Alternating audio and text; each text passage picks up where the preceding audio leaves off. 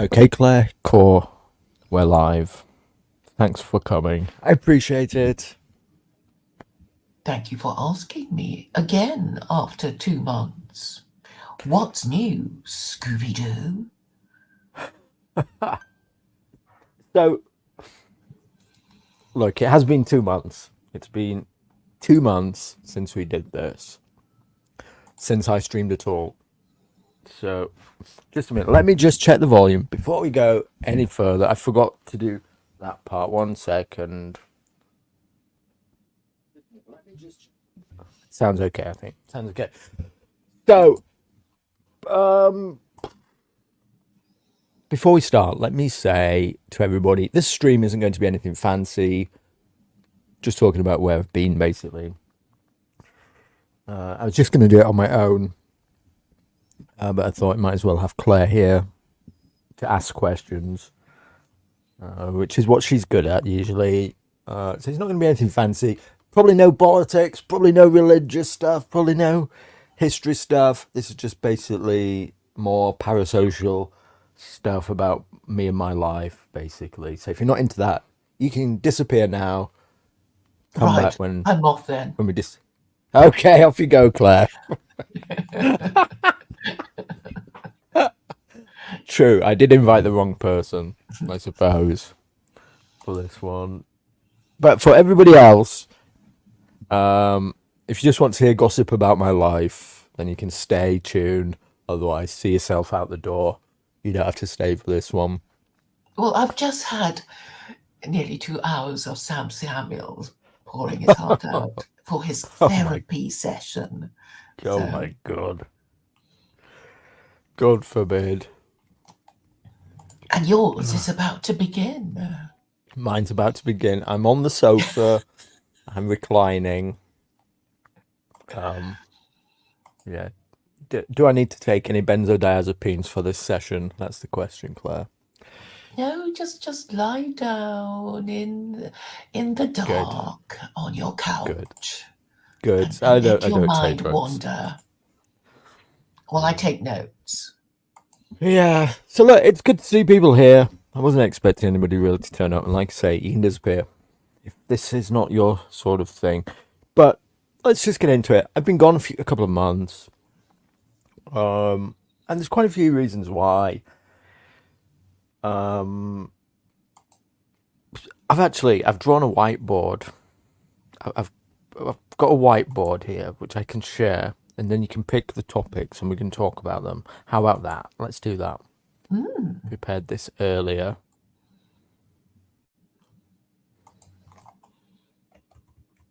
Here's the whiteboard. This sounds so autistic after. This seemed less autistic when I was planning it earlier.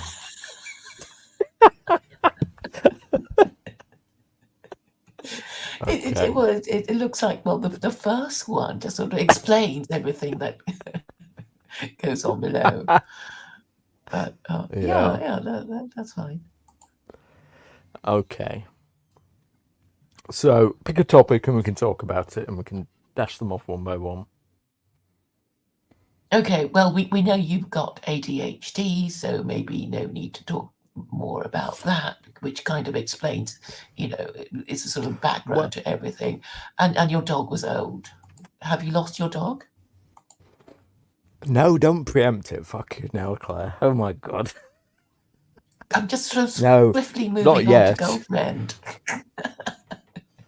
Well, we'll leave that one till later. And I knew Yes, you'd hone save in the on that best one for probably. last. So look, well let's do them in order. Look, I have ADHD badly. Okay, I really do. I'm clinical with it, and the thing about it is, every time I talk about this to anybody, the thing that you always get is ADHD doesn't exist. It's not a real disease, or you shouldn't even if it is, you shouldn't use it as a crutch. You shouldn't like play into the diagnosis. But it's fucking real to me. It's like it really does like control my life in a way that is like it goes in cycles. Okay, it goes in cycles, where I have productive cycles, and I've been like this forever. You only have to look at my YouTube history to see that I go through these cycles too, where I'll disappear for quite a while and then come back. And that's because like I suffer with this like ADHD paralysis,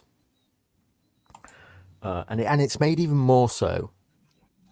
It's made even greater by if I don't get into a routine. Like I taught myself that I have to get into routines to get anything done. If I break these routine cycles, then it's like I can almost never get started again. They're like something like streaming, stopping streaming.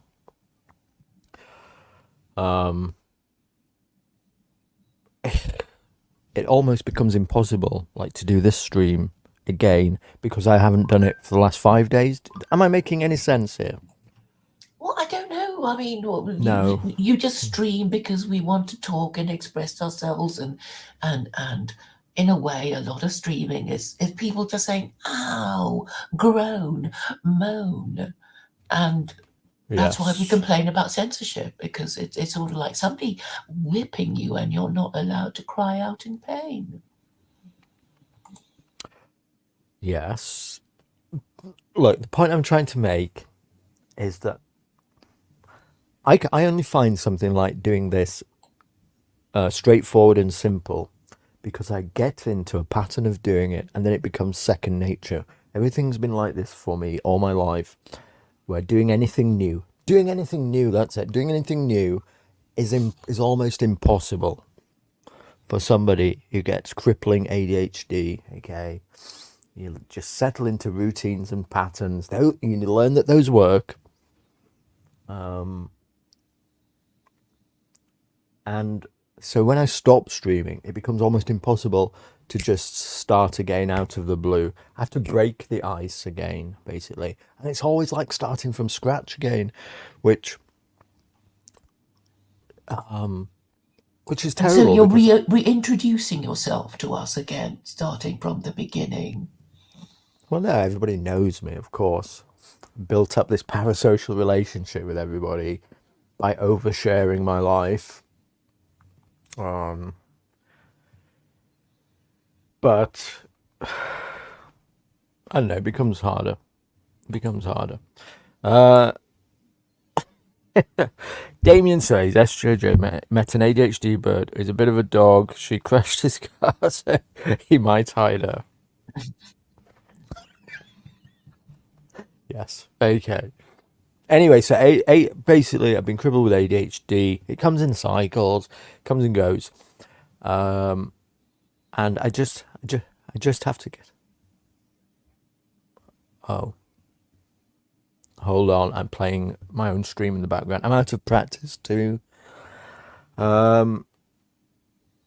So I actually have. Well, let's just remove that. I know that this is actually like the least interesting stuff that everybody wants to hear about, but doing that on purpose. But I did find this video the other day, actually.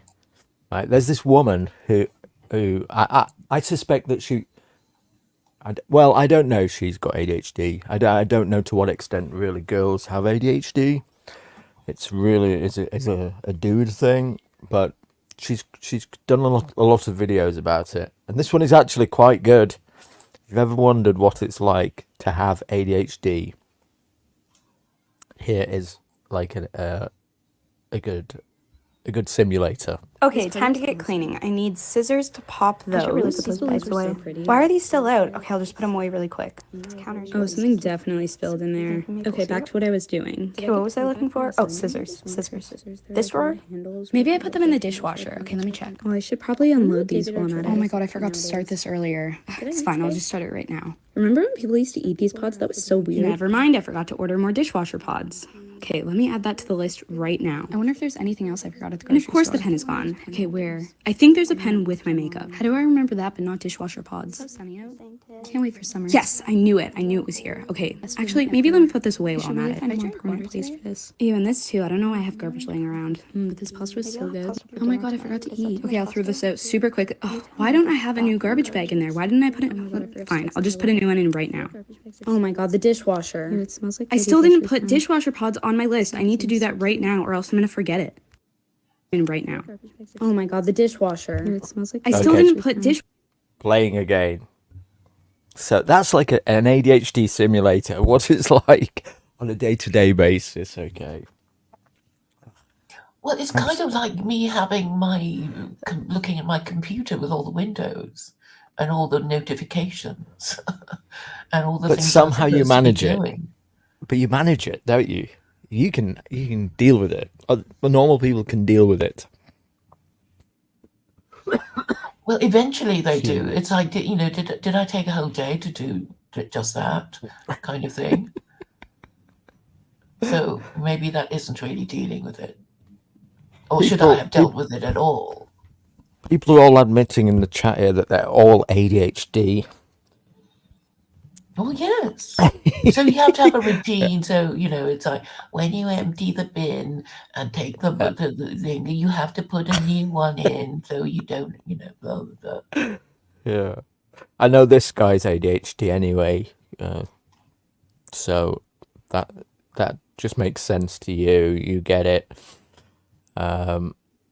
Anybody else who recognizes that, maybe you're not diagnosed or something, but that's it's from what I understand, it's not super Okay, time normal to for get everybody cleaning. to I pull need scissors to pop those. I should really put those bags away. so pretty. Why are these still out? Okay, I'll just put them away really quick. up. Let me find. There's another one. We'll just do another one. She's quite good. This woman. She's called Olivia. Where is it?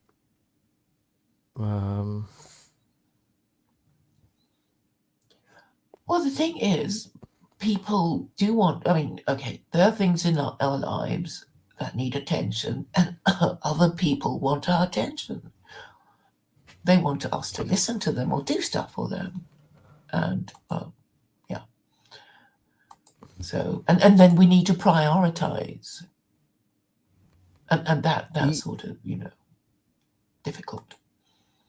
Yeah, we all have pressures of other people's wants upon us, but just like keeping your own life organized for me is a nightmare, an absolute nightmare. So I've spoken to a few people behind the scenes whilst I've been away, and I've talked about this if anybody's asked about it, brought it up, because I am open about it. I admit it. I say I am diagnosed. I was diagnosed as a kid, okay, and I am much more of a SPED, like special ed, in the background than I've ever allowed to be shown on live stream. I think you can gather it from like my old content and stuff, but what I always get is ADHD doesn't exist. You shouldn't you shouldn't buy into the diagnosis. You shouldn't agree with it. This kind of thing. But anyway, I know it's real. Yeah, like Elliot's convinced it's not a disease. It's been interesting that Luke Ford, over the past few months, has actually come out as an ADHD. Have you followed these developments? I heard him yesterday talking in some detail about how he wasn't diagnosed when he was at school, because he seemed to be performing well and handing his homework in on time, that sort of thing. So I don't know. So I don't know what that problem is. I mean, he's quite organized. I mean, look at how he does his timestamps. He does his timestamps as he streams. That's true. He's got a lot of look. Luke's got a lot more years on dealing with this than somebody like me, of course. So maybe that's part of it. He's like obviously got like twice as long as I've had to learn strategies to cope. But it has been interesting watching Luke grapple with it. Here's the thing, right? I don't know to what extent Luke really is ADHD, or he just like wanted a way to get hold of stimulants, because he used to actually like buy stimulants off of like the Indian black market and get them imported, you know, secretly, not exactly legally. He's on I'm not psychotropic drugs. I'm not exposing him. No, I I don't think think we they're all classed know as that psychotropic. anyway. They're not psychotropic, are they? Yes, of course it Anyway, is. he used to do modafinil, and he'd been doing this for years. I don't know what But that is. I mean, or what effect it has. well, I don't either. I don't do drugs. Everybody knows this. I've never taken my meds. But Luke, for years, has done modafinil. It's something that you need a prescription for. It's generally considered to be a low dose stimulant.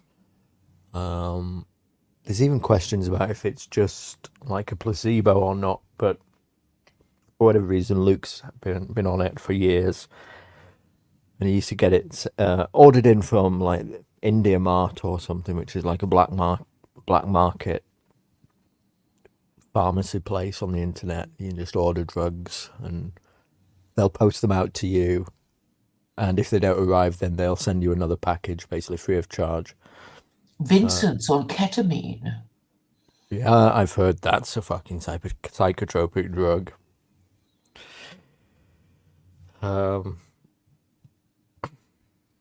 Elliot Black, yes, I do drink coffee. Here's the thing, caffeine almost has zero effect on me. I think that caffeine is a drug that is a sensitivity thing. You are either sensitive to caffeine or you have no sensitivity to it. I'm one of these people that doesn't experience any effect from it, apart from, here's the only time when, like, pre-fight, then I will take, what is it? Something like, it's 280 milligrams of caffeine in like a little shot, and feel a bit jangly, like after a fight, but I've just literally fought somebody, so to what extent that is like adrenaline and that, I don't know. But caffeine is like is not prohibited in competitive sports, so it's literally like, that's not breaking any rules, and it's literally like the only thing that do, but everybody does it. Literally just before you go out, there's like a wake up. But yeah, other than that, I'm not sensitive to it. But Luke Ford, to get back on topic here, fucking hell, he for years had been getting these black market drugs in, and then he finally decided to use an online doctor, believe it or not. He just paid an online doctor to give him a fucking ADHD diagnosis, and now he gets Adderall, which is literal amphetamines, and he's got a prescription for Adderall. So, but the reason I'm bringing it up is because Luke Ford, whether he's got ADHD or not, him talking about his experiences really has made me recognize a lot of my own experiences with it over the years. And it's not just about like not being able to put things away, not being able to keep track with things, and so letting jobs pile up. It's about like failing. It's about like a history of consistent failure as well. So it's been interesting to watch him. What Luke failing, you're saying? No, Luke talking about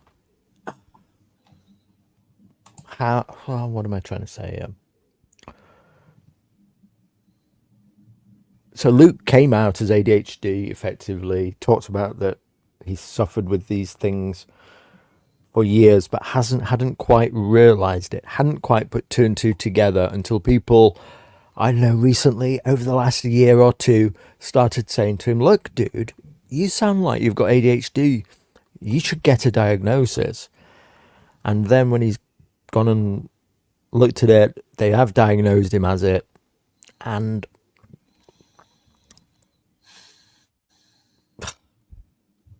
I don't know, I see a lot Well, of I mean, okay, myself in it's a what Luke's been surprise to me. describing. It's a surprise to me. I mean, Yeah. actually, I didn't know that you said he got some doctor to diagnose him as ADHD or Yeah, yeah. undiagnosed ADHD in order to get those drugs, and now he's got them, and I guess he's happy. But I think people who go on these drugs don't resolve their problems because their moods are controlled. Maybe sometimes we really need to feel bad about stuff in order to change our ways. But if we take drugs, then it never gets bad enough, and we never change our ways.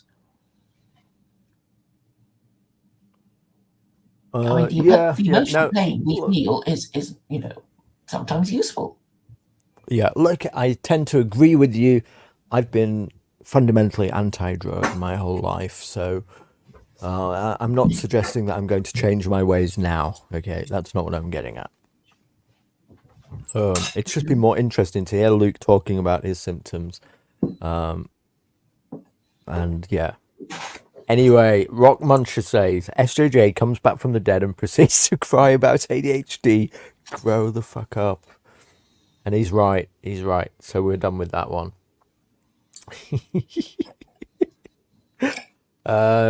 So next one then. Let's go.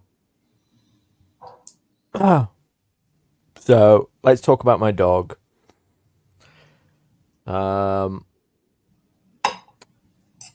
So here's Buddy. Okay. Buddy's still with us, but Buddy is old. So he is 12 and a half. And the thing about Buddy is, right, he essentially is the family dog. Again, this is way too much oversharing, but so how I've ended up in this in where I am is essentially like this. I live in the house I grew up in. My parents moved out, and I've got this house. But Buddy, this was like the house that Buddy grew up in. So he was always my dog. I was always the one who walked him. When my parents left, it made sense for him to stay with me. What's that thing round his tummy? Yeah, I'll get to that. It's a bandage. Mm-hmm. So that's like the circumstance of how I come to have Buddy, but he's how I come to have him as an old dog, basically. He's about 12 and a half, almost 13 years old, and in the last like 6 months, I'd say he's aged something like about 10 years. It's been quite drastic. Terrible to witness. I had no idea actually that like this happened to dogs. I don't know if it's just my dog or whatever, but like all of a sudden from being super fit, like I don't know, maybe it's my fault and I've like run him to death or something, but we'd like go out on runs all the time every single day for like, I don't know, 12 years, and then all of a sudden he's like deteriorated, and he's become a very old dog. He did not get the coof jab, no. Unvaxxed. He gets his dog vaccinations. But yeah, so this has happened like in the last 6 months, and then about 3 months, somewhere around when I stopped streaming, he developed like this big lump on his side, and this lump grew, and like say around a month ago, so I've had to have him taken and have a biopsy on it. We're not sure what it is, and this is him shortly after that and stuff. So anyway, there's nothing for getting old, Claire, basically, is there? How is he today? So how is he today? Oh, I can show you this one as well. Here's another one of him. This thing on his side, right? It's like a lump, a hard lump, and then a cyst, almost like a cyst. It bursts and stuff comes out. I'm sorry if this is too much information, but It's abscess. It was an abscess, right? Yeah. It bursts, but then it heals up, and then it will like reform and burst again. Anyway, and so at the moment I'm having to keep it covered to stop him, because obviously he doesn't like it. He licks at it, and that's not good. So I keep something on it. I said this one. This was yesterday or the day before. Buddy. Here you'll see how he's also gone very deaf recently as well. Buddy.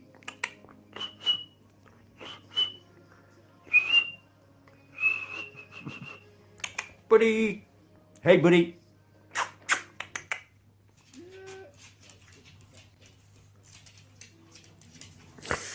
You going out, dude? Come on, then. Let's go, buddy. Come on, buddy. Anyway, so... Poor thing. Does he still go out for walks? Yeah, he will. Garden? He wants to do less and less. I take him for walks, but that's like the pace that he's walking at. And this is a huge deterioration. It's really like crushing to me. Obviously, I'm aware this happens with dogs. You know, they don't last forever. They're not young forever. But to see him deteriorate from being like, you know, my running companion to like an old dog almost overnight is like crushing for me.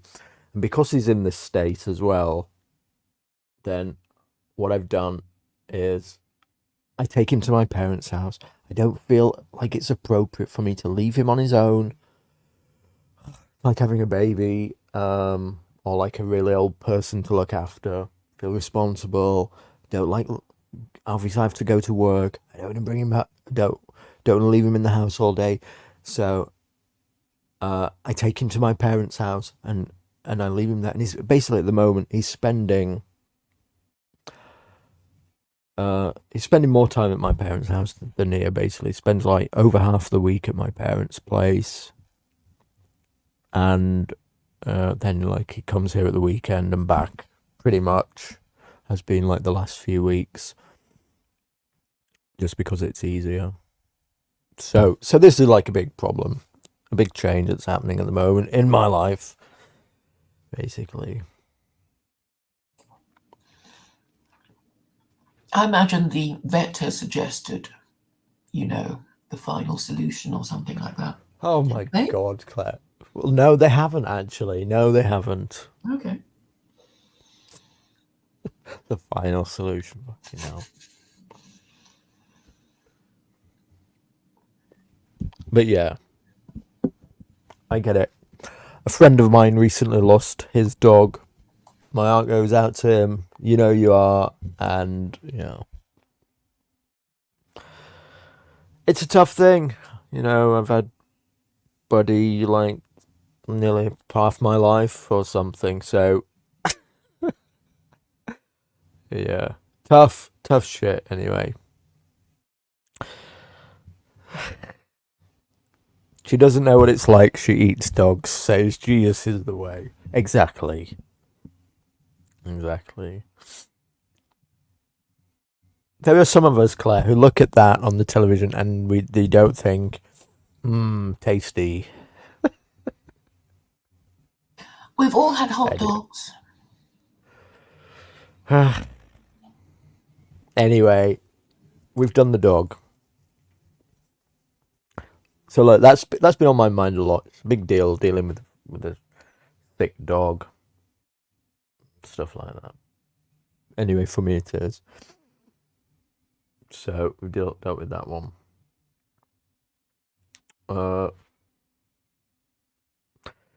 Which one do you want to do next?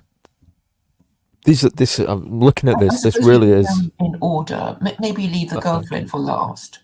Okay. Yeah. I'm looking at this list now. This really is like a young man's list, isn't it? Right. But yeah, my car. Okay, so my car. I crashed it. Oh no! Yes. Tell us how you crashed it.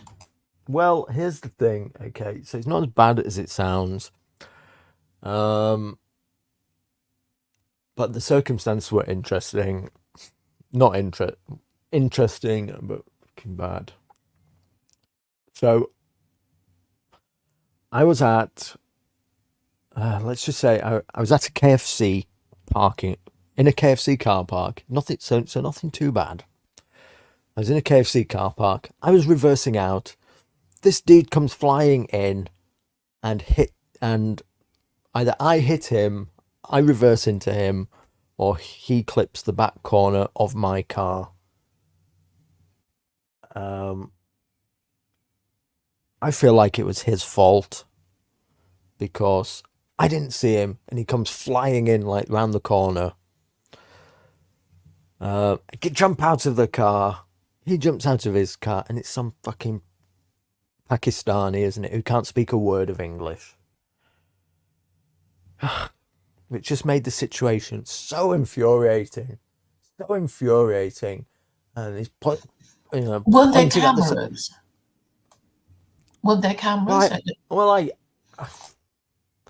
here's the thing. We're going to find out that it doesn't matter whether there's cameras or not. I'm sure there were, because it's like right on the side of the KFC.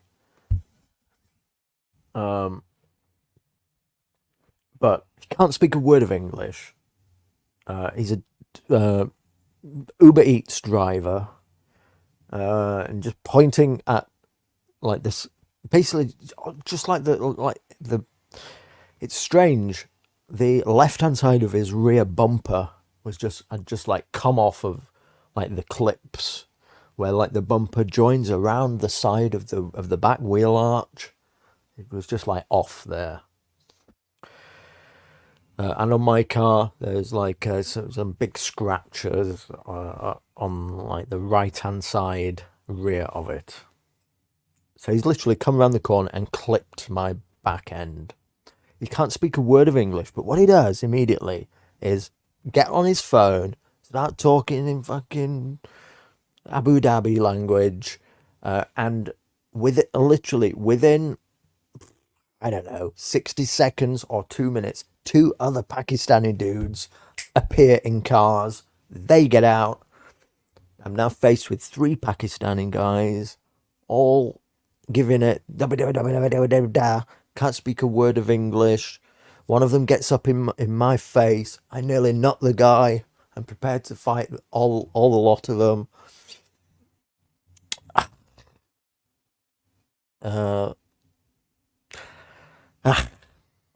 How this didn't happen, I don't know. But anyway, I calmed down. We exchanged details. Frustratingly, he wrote his on a bit of fucking paper that didn't make any sense. But I photographed his car. He photographed mine, and I just decided I need to get out of here. I just need to get out of here. Okay, because I don't like how this is going down. Something's going to happen. I'm going to end up getting into a fight, or more of these fucking Deliveroo Uber Eats drivers are going to turn up, and who knows what's going to happen then. basically. Anyway, so I get in the car and I go. I do the legal requirements thing, exchange details, and get out of there. Come home and phone up the insurance company immediately. And anyway, it turns out basically, according to the insurance company, because I was reversing, then I am automatically at fault regardless. So I'm automatically at fault. Right. So how much has that cost you? Well, nothing yet because I'm insured. Mm-hmm.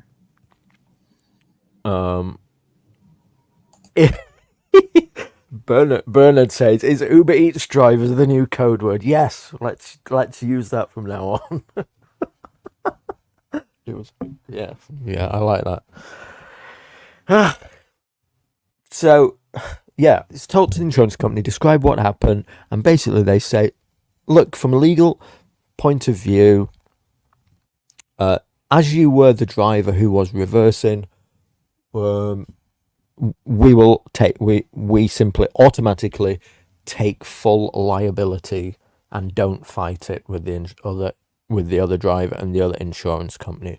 So you are at fault, and therefore you have full liability. Now, I'm insured. I'm fully insured.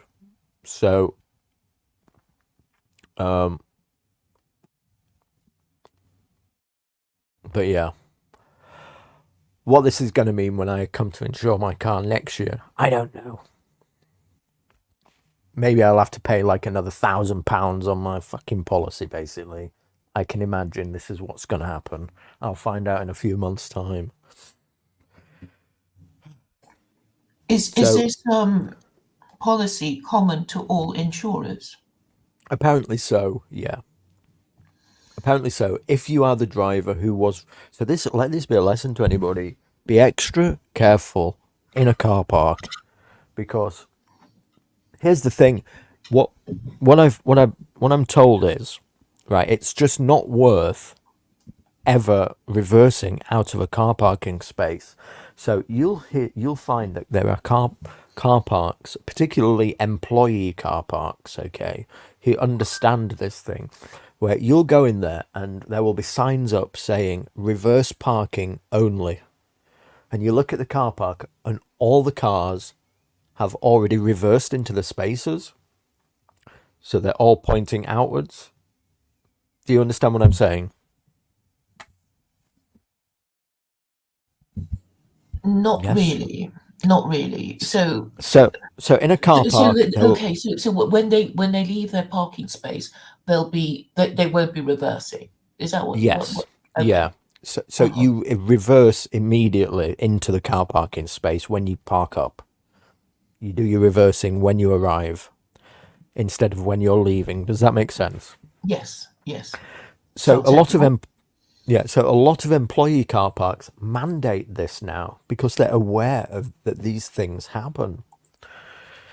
But it's something I didn't know anything about this. It makes sense, I suppose, now. Always reverse into your car parking space when you arrive, so you're never faced with this issue that if you're reversing out of the car parking space, and some idiot... Well, it's to protect you as well. Yeah. So some Uber Eats driver comes flying round the corner on his phone, probably not looking where he was going, can't speak a word of English, probably using his uncle's license. There was something fishy going on. How within like 60 seconds to like a minute and a half, two other dudes had turned up, and they're all could speak to each other, and there's just me there, Anyway. So has your car been repaired? No, not yet. What is the damage? The damage is effectively just scratching on the back. Oh, okay, not too bad then. His bumper fell off, you were saying. His bumper had become detached from the car. So his bumper had become detached. Oh, here's the other thing. Okay, so I've already received an email. Right. Here's the thing, right? That the actual impact was probably, certainly on my end, I was like just reversing out to the space. What's that? 5 miles per hour. Him certainly a lot more, maybe whatever, 25 or something, come flying in round the corner. But there was nothing wrong with him. I've already received an email. He has put in a personal injury claim, hasn't he, as well?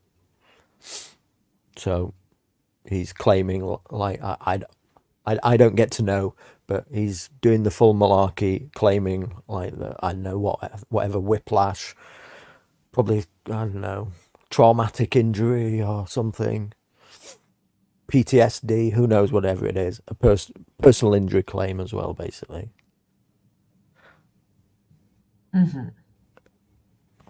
So he's milking it for everything he can. I don't think that really affects me either way, to be honest. I don't know if that impacts me. A claim seems to be a claim, but it's been a lot of stress. I don't, it's a nightmare, to be honest.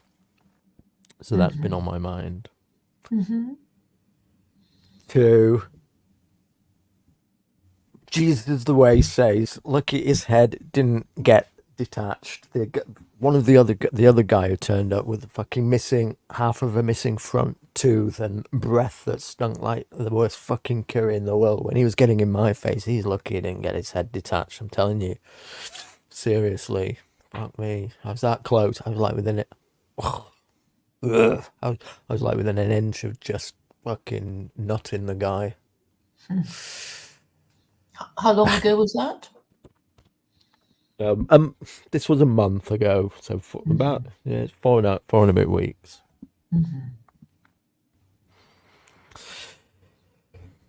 Anyway, I'm getting all stressed just talking about it, to be honest. Well, so that's happened. Let it all out, and Yeah. you may have improved our knowledge about not reversing into your parking space, so you don't have to reverse out when you come out. Yeah. Your insurance company will always say, look, you're the at-fault driver automatically because you were the one reversing. Here's the other thing. I don't know if this was some kind of setup. The more I think about it and the situation that unfolded, you hear about these kind of things where they set up like accidents. These people, because like these two other people, appeared within like a minute and a half, to document the event. I'm sure they were like, not one of them spoke a single word of English. And so I never got a single word of English out of any of them for the entire thing. I never have done. But somehow they were all able to communicate to each other. So I have no doubt that they were like, probably his two witnesses, they'll have claimed that they were there from the start or something, or whatever. I don't know. But the more I think about it, the more suspicious it was. When will you know the extent of his claim, etc.? I don't think I'll ever know the extent of, like, the cost of because his it will claim. just be settled between the Yes, insurance. yeah. Yeah. The insurance company said to me, look, you now don't need to have any contact with the guy whatsoever. So if he contacts you, obviously because like we exchange details, if he contacts you, then you don't need to have any contact with him or conversation. Just refer him to us. I said, how am I going to fucking do that anyway? Couldn't speak a word of English. But Damien says, get the CCTV. To be honest, dude, all that's going to show is... you reversing and him crashing into you. Yeah. Look, I just don't... I just feel like I've been done over. Re-traumatize yourself.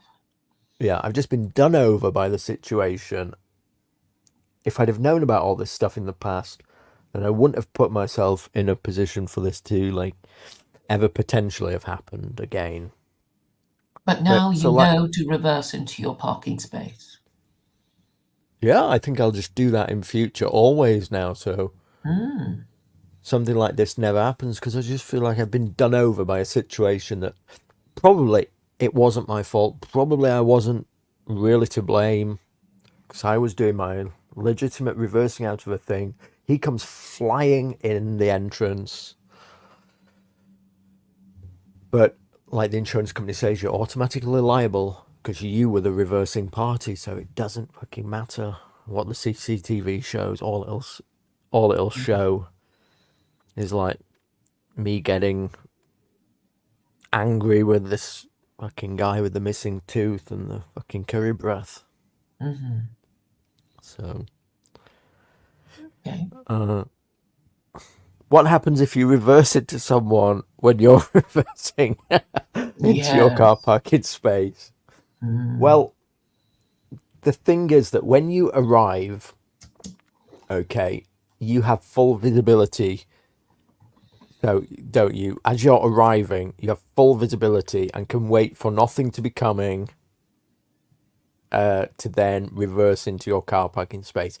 And this is quite different to like going to your car, getting in your car, and then attempting to reverse out of a car parking space.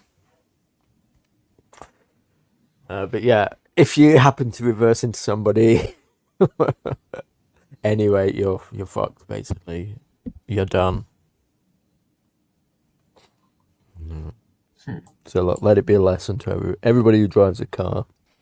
Yes, and Elliot says it's because we drive on the wrong side of the road here.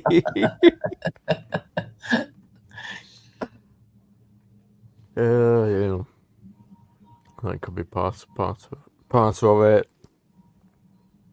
All right, so there's that, and he's put like the personal injury claim in, like say, so he's probably went to hospital too. Oh dear. So the Muay Thai, is it Muay? How do you say it again? So you say it Muay, but Muay Thai. I always just I suppose Yorkshire it and just say Mai Tai. Mm-hmm. Muay Thai. Right. So that's a Thai boxing thing, and you're supposed to be attending a tournament or something in the Yes. States, was it? Yes. You still doing it? No. So that's off the cards too. You've decided to quit while you're ahead.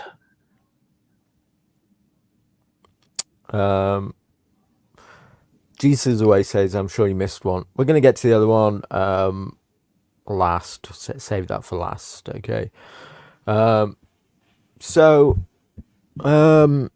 Look, so a couple of people have asked me that I never really gave a proper update as to what was going on with the Muay Thai. I have hung my gloves up, essentially. I think that's wise. I think that's wise. Yeah. But you know Tyson. It's getting... Tyson is getting back into training. Oh Mike my Tyson. God. That's Did you ridiculous. hear about that? I know. But he still looks good. You know, and he's still scary. Either way, Claire, these are what's known as exhibition matches, so it's not real fighting, even if it is geriatric exhibition matches. It's not the same thing.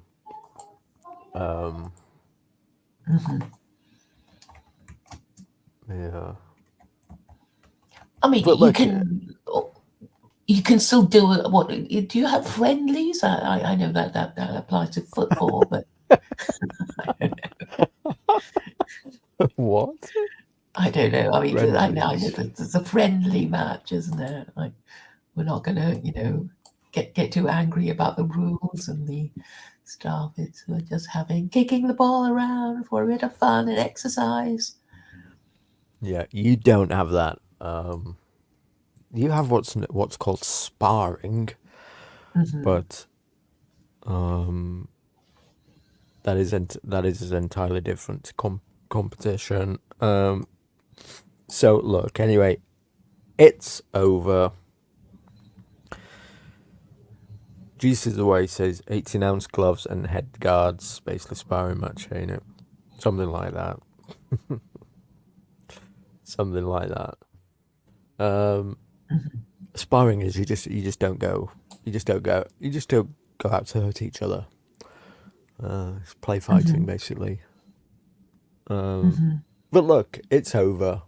It's another getting old thing. That's okay. There's so much other stuff for you to be doing. Like getting a girlfriend. Yeah. 1 second. Look, I'll be back in 1 second. Can you entertain All the right, audience all right. for Okay. for Let's 30 seconds?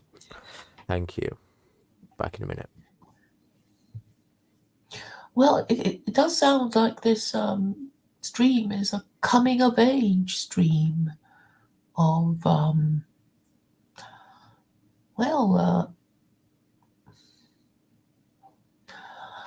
what's a word? A kind of crossroads. You know, it's sort of, you know, things are, you know, one door is beginning to close and another one should be opening.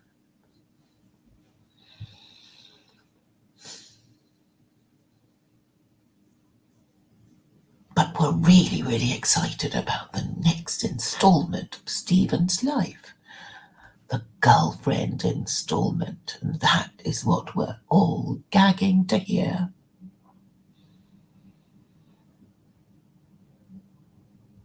I should keep talking so somebody smashes his phone.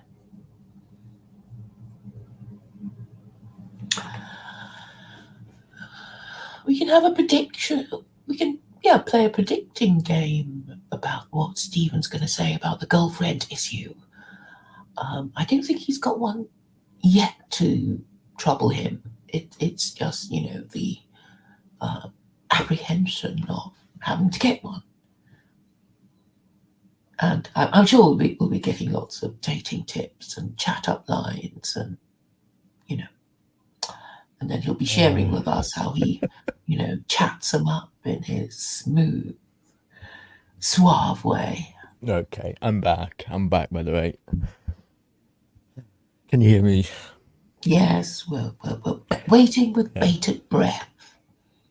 Yeah. So I didn't explain about the tournament. So I was going to go to a tournament in America.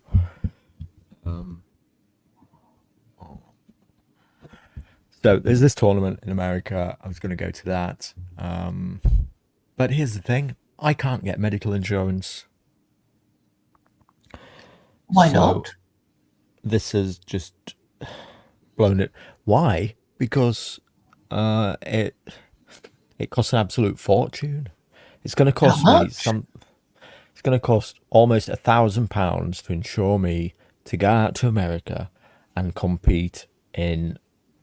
Because here's the thing: you have to tell them why you're going to go. And if I'm going to go to America and engage in Muay Thai, then it's going to be something like, what was the quote? 800 and some pounds or something like that. It was essentially. So because of the extremely high risk of something fucking happening, of course. This is like, you might have to be shipped back in a coffin. Well, potentially, of course. Now, yeah, so I just can't do it. Well, that's great. So it's sort of like, it's been taken out of my hands, and that's it then. It was a sign from God telling me not to do it anymore. Girlfriend. Anyway, so that's that. So it's not happening. I'm still going to America though. I'm still gonna go, but Which I just part? can't come. Um, should I say? Oh, I don't know. Will you be dropping in on Elliot and Luke? No, I don't think so. Here's the thing, because I'm going to be there for such a short time that I don't want to.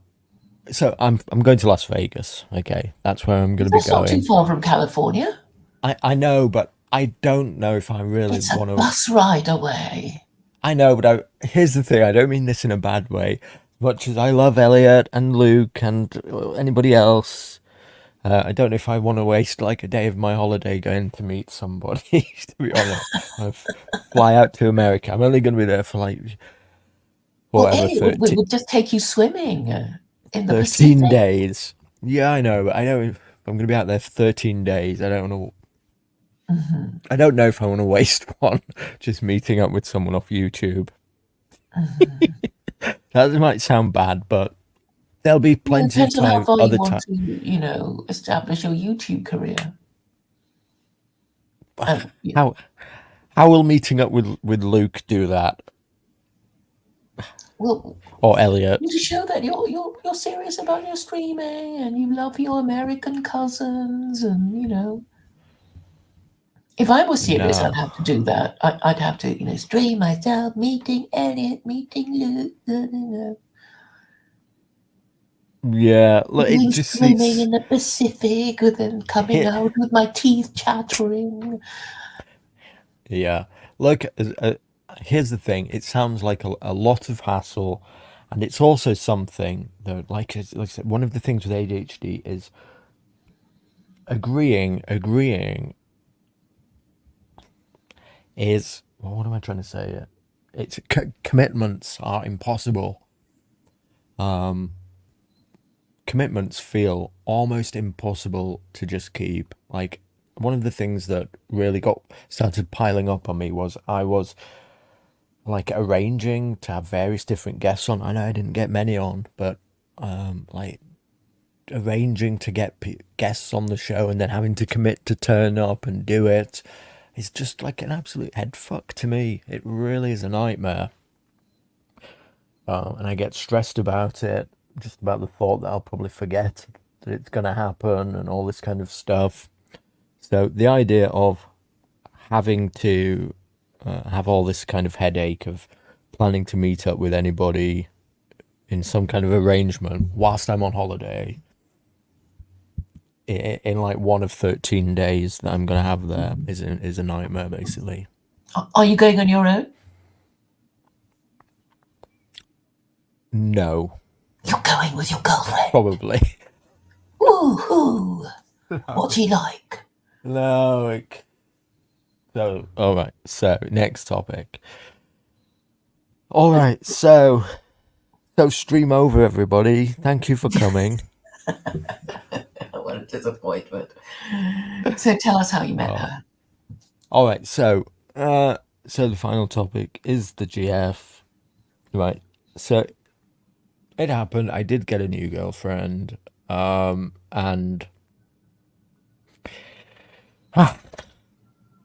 so You're blushing. no, I'm not blushing. I'm just thinking about how much information to share here. I should have thought this one through a bit more. Where did you meet her? I knew it'd be good to have you here, actually, because you would do ask useful questions. Okay, yeah. So I met her through work. What did you like about her? Wait, hold on. It's actually quite an interesting story how it happened, so we'll go with that. So what I can't say is where she works, because everybody knows I work at a leisure centre, and it's a pretty big one, but I don't dox too much because there's multiple activities you can do at the place. but not everyone has the combination of activities that ours does. So if I give too much away, you can probably pin down exactly where I work, okay? But needless to say, she started working at one of the other activities in the centre, okay? Am I making sense now? Sort of. So she was a new girl at one of the other activities. So obviously, I'm a lifeguard, I work at the pool. Then there's other things that you can do in the centre. I'm not going to say what the other thing is because it's very unique to where I work.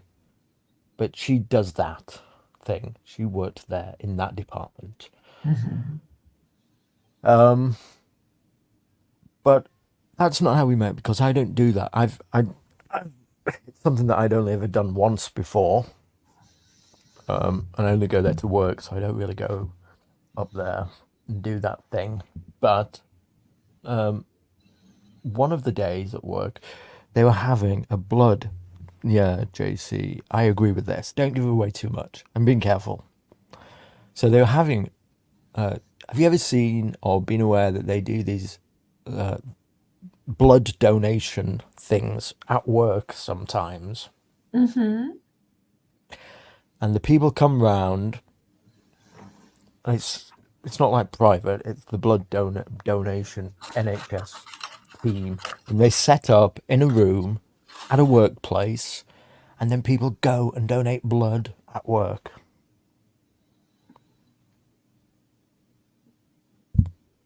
Have you heard of this? Yes.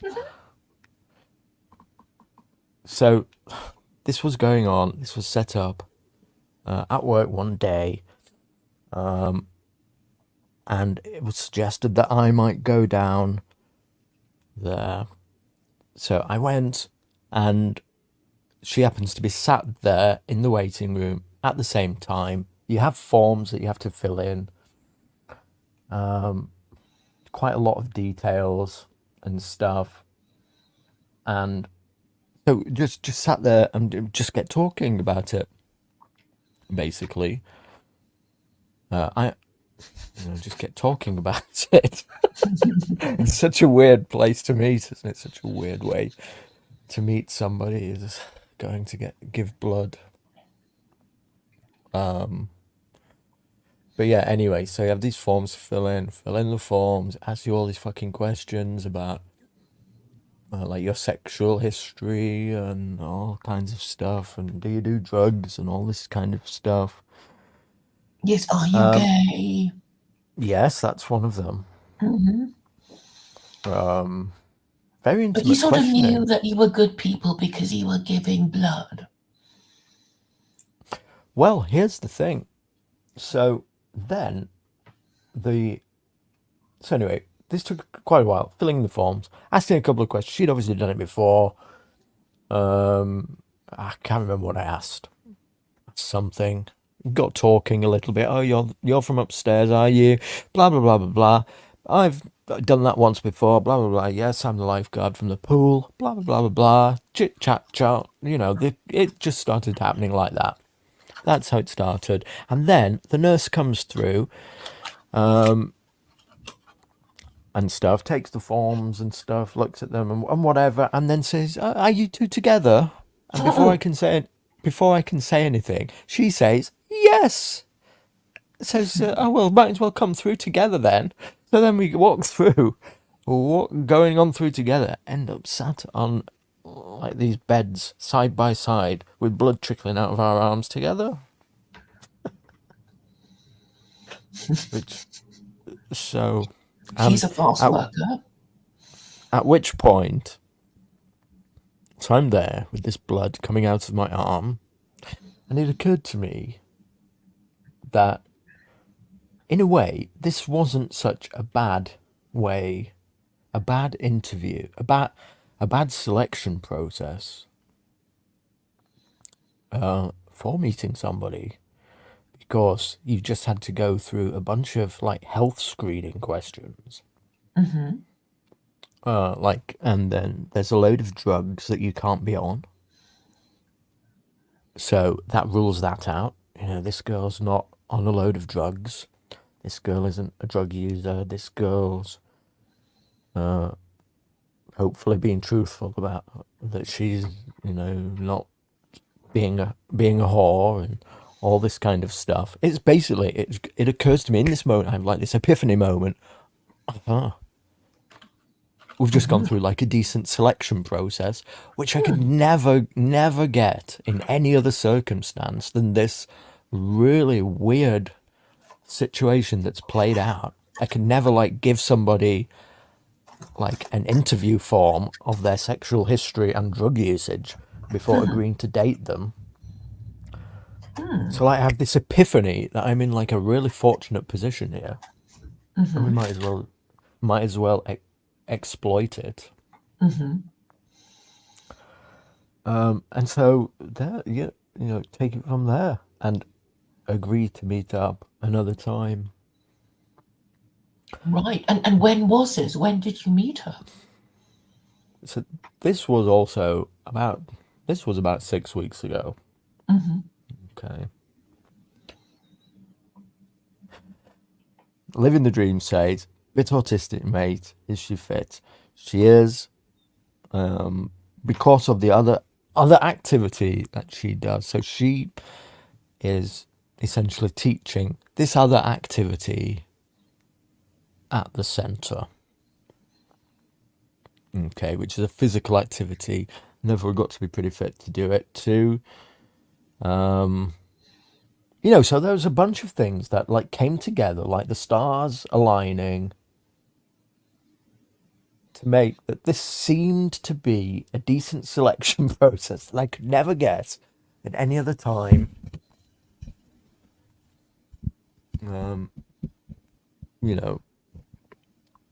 Anyway, that was that basically. So anyway, a few days go by and stuff. Well, let's not talk about first date. But here's the other thing. She has a gay friend who just reminds me of Vincent. Okay. Which is a bit off-putting. What just in his manner, or maybe he also has Vincent-like ambitions? Oh no, I don't think anything like that. Vincent is one of a kind. Yeah, yes, living the dream. Yeah. No, but so she came to. So as part of working at the pool, I can get these passes, which are known as friends and family, and like hand them out basically. I can get people into the pool for free on certain days. So I give her some passes. She turns up effectively with Vincent. Okay, she turns up with Vincent in a pair of fucking like pink Speedos, prancing around the fucking pool. Oh, you're the lifeguard, huh? Ooh, that's very sexy. Ooh. All this kind of jazz. But yeah. So there was that. What else do I want to say about it? Anyway, what else do I want to say? When did you plan your holiday? With her? No, I didn't plan it with her. I'd planned this a while ago. But she's coming along. No, she's not. Oh, well, I thought you said. No, we'll get to that. This isn't going to be a lot more of a long story, so I don't want to say anything else. But basically, okay, here's the thing. So it's turned out, right? I don't want to give too many more details away, but it's kind of already over because, okay, it turned out that she was on this breakup from this other dude who was like a long-term boyfriend of 2 years, who within like, what was it, within something like 2.5 weeks late, 3 weeks later, he turns up at my work, and and is like turns out to be some kind of psycho stalker, okay, of her. Hmm.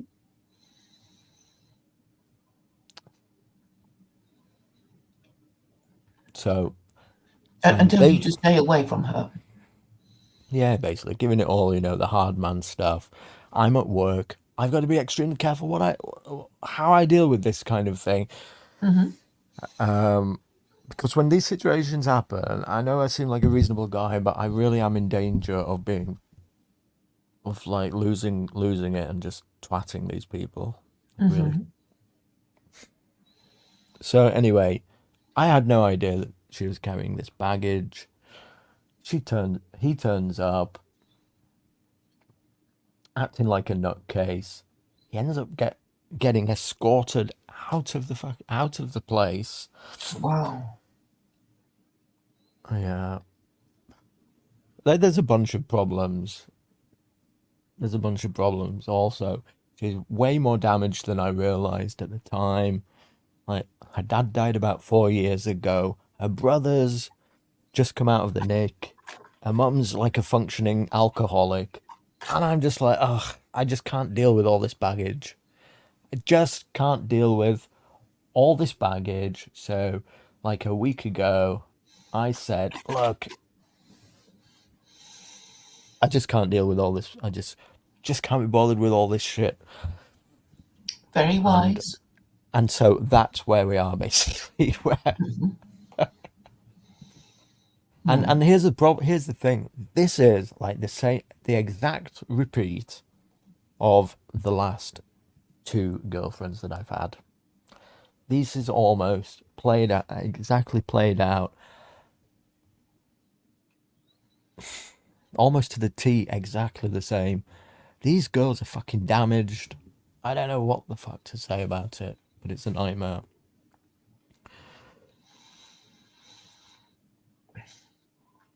I think you'll have to find them at your local mosque. Oh my god. Oh, I don't know. Most people are damaged.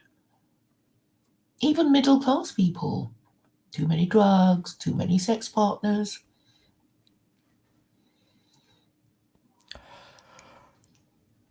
Yeah, I suppose so. Yeah. This is why when I say,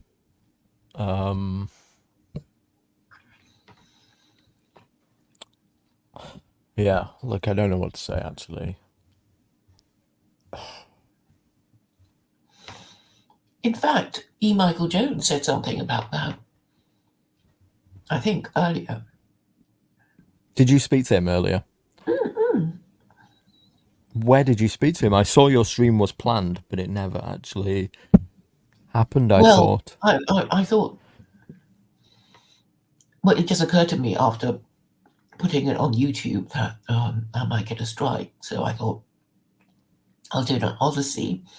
And I had some Oh, issues okay. with Google Meet, and then I ended up doing it on Twitter live stream. But I think he will have also kept a copy himself because I heard him talk to his technician. Right. So if my channel goes down, he'll still have a copy of it. But no, I mean, this is a problem for a lot of people. And, you know, I think white people kind of say, and non-white people say, there's something damaged about people who grow up in the West. So if you meet somebody and they haven't lived in the West, go for them because they're less likely to be damaged. So, Yeah. but I'll be fixing that problem soon with secular Quranism Yeah. because I just don't see what else. There's nothing else really. Yeah. I don't know. So anyway, these are all the problems that I've been having over the last 2 months. It's for the best, right? I They can all be mean, in a way. summed up. They can all be summed up with getting old, essentially. Everything is a problem, apart from the car, I suppose, is a function of struggling as I'm getting old. I'm getting old. Like, just like with this, with the girlfriend situation. I just can't. I'm just not interested in dealing with it. I just don't want to deal with so much baggage. Just don't want to deal with it. Just feels like a nightmare. So, just much easier just to move on. And it was a display of wisdom on your part to see it coming before it actually came. Well, not really. I walked into it. I walked into. Not really. I walked straight into it, didn't I? Because it turns out that she was obviously on the rebound. I don't know if I don't know, picked me out or something. She obviously knew that I was the lifeguard at the pool beforehand. No, yeah, I know. I'll go and hitch up with the Mai Tai kid at the pool or something like this, and then tell my boyfriend, blah, blah, blah, blah, blah. And she took control when asked if you two were together. It was a bit forward of her to say, yes, you were, when you were not. In hindsight, yes, of course. Yeah. I mean, that would have been the first warning sign. That was, of presumptuousness.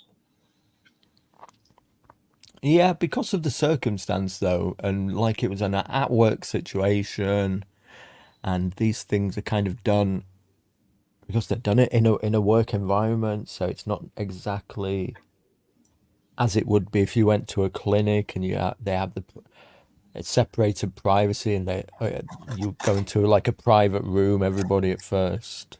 That is all done very differently. I don't know, it just seemed at the time to just be something that just happened. And it was just like an awkwardness at first. Oh yeah, we're sat here together on this bed side by side giving blood here. But anyway. Well, I think anyway, you should congratulate yourself on seeing it coming and making a decisive decision rather than repeating the same mistake. Do you want to tell us about the previous ones? You said that there were similar problems or something? Yeah, almost exact replicas. Girls on the rebound from another boyfriend, basically. But what you mean that they didn't really like you? They just saw you as this handsome chappie who's fit and threw themselves at you for their own shallow reasons. I wouldn't put it exactly like that, but I think there's a certain type of girl who, when they're splitting up from somebody else, are probably looking for somebody. I don't know, in my category, who. What a good-looking bloke. I mean, if you're shallow, I suppose. I mean, I wouldn't go for a lifeguard myself, but there are the kind of girl who would. What are you trying to say? Why not? I'm just saying, even if I were younger, what is the lifeguard type? Like, oh, it's just a job at the end of the day. Well, I suppose I would think, it's just sort of, it would be like throwing myself at a basketball player or, tennis star or a boxer. It's just not the sort of thing I'd do. Well, it's not like Baywatch or Bondi Beach style lifeguarding. It's literally in a sports centre. It's very, very different. Have you been following the Andrew Huberman thing? No, I have not. I don't even know who that is.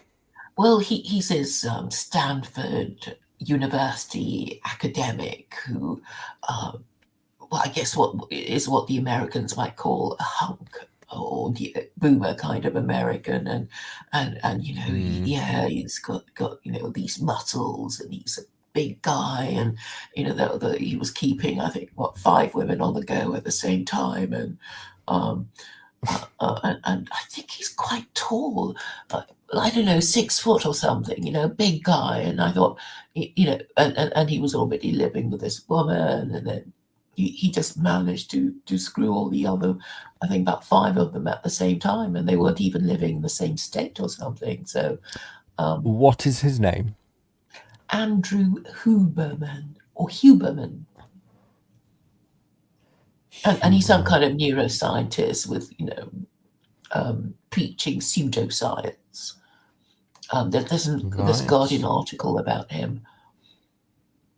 Hmm. And it's so clear what these women saw in him. And it was like, yeah, he's, academic, at a university you might have heard of. And looks like he might have a big penis. Wellness.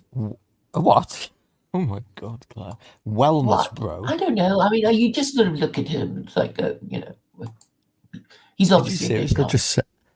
Did you seriously just say he looks like he has a big penis? Yes. I said on Twitter too. Or was I being a bit, explicit? God forbid. What do you think of him? Have a look at him. So there were all these women throwing What do I think themselves. of him? He's 48 years old. Right. Well. Oh, he's good looking. I mean, I can't. It's like, yeah, he exudes Looks like a grifter. masculinity That's like what a I'd say. bull, I suppose. Grifter physique. Mm-hmm. Let's look at the side profile. He reeks of grifter. Wellness. Anybody ever uses the word wellness makes me cringe.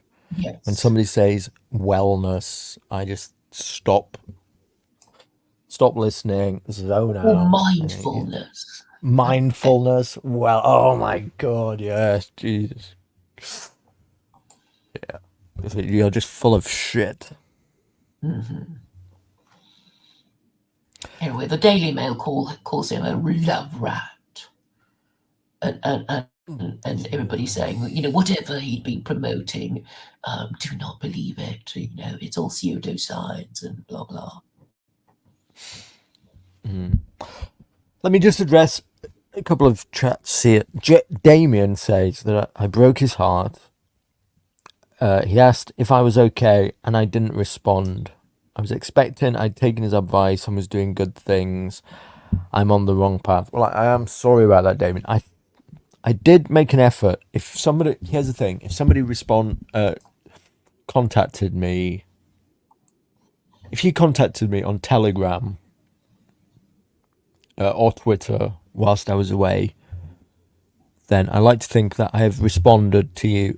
If it was in the YouTube comments or something like that, I probably missed it. So I do apologise about that, if that's where it was. But a few people have contacted me, and I've spoken to them. We've had a few chats, voice notes, and back and forths on Telegram. I've been in touch with you, Claire, haven't I? All the while, to be honest, just because you don't leave me alone, basically. Well, So on and off, you're we've been in touch. always in my DMs, never out of them. I wake up and I have every day a list of questions from Claire Khaw. I think I kind of reined myself in for a bit. I think I did leave you alone in the last few months. You might have left me alone months. a few weeks, actually, but usually I wake up and I have a list of homework every single day from Claire Khaw. Have you considered da-da-da? Are you aware da-da-da? Yes. Why, But other than why that, don't you? unless you're somebody who I've explicitly told, and there's very few people like this, unless you're somebody that I've explicitly said to, don't contact me anymore, leave me alone, then I'm sorry to have missed your DMs wherever they've been sent. Ricardo Williams has just thrown some money down on the table, which is very exciting. I appreciate it. he says, sad that SJJ will respond to Claire but not me. But still hail SJJ, best show on YouTube. Oh, Did that's have I not? nice. I hope I haven't ignored you, Ricardo. If it's been in a group chat, I might have missed that.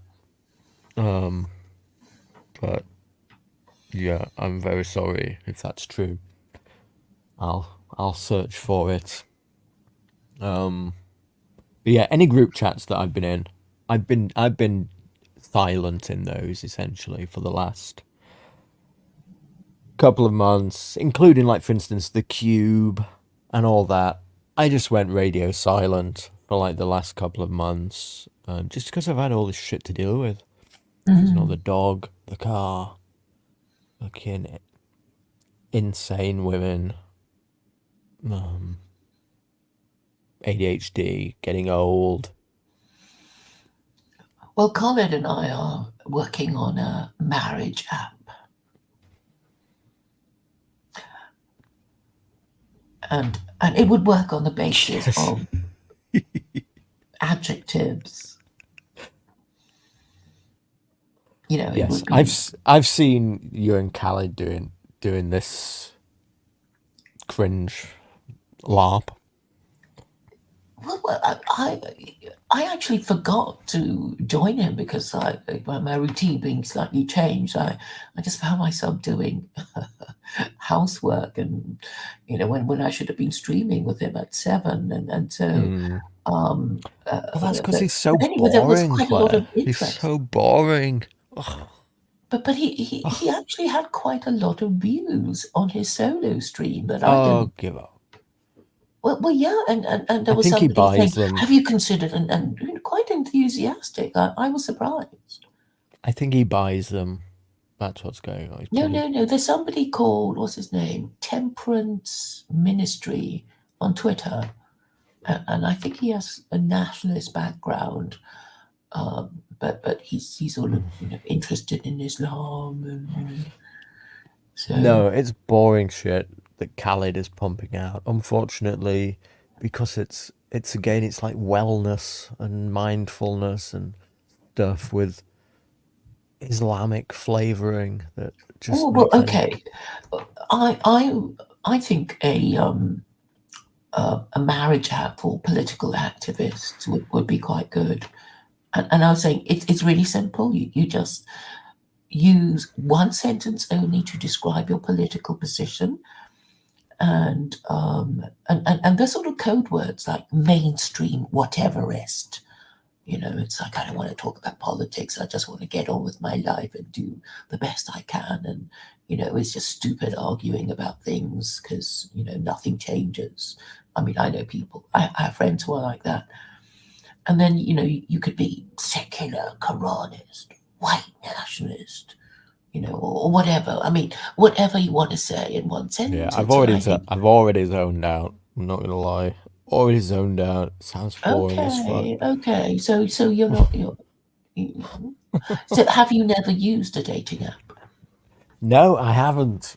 I've never even had a Tinder account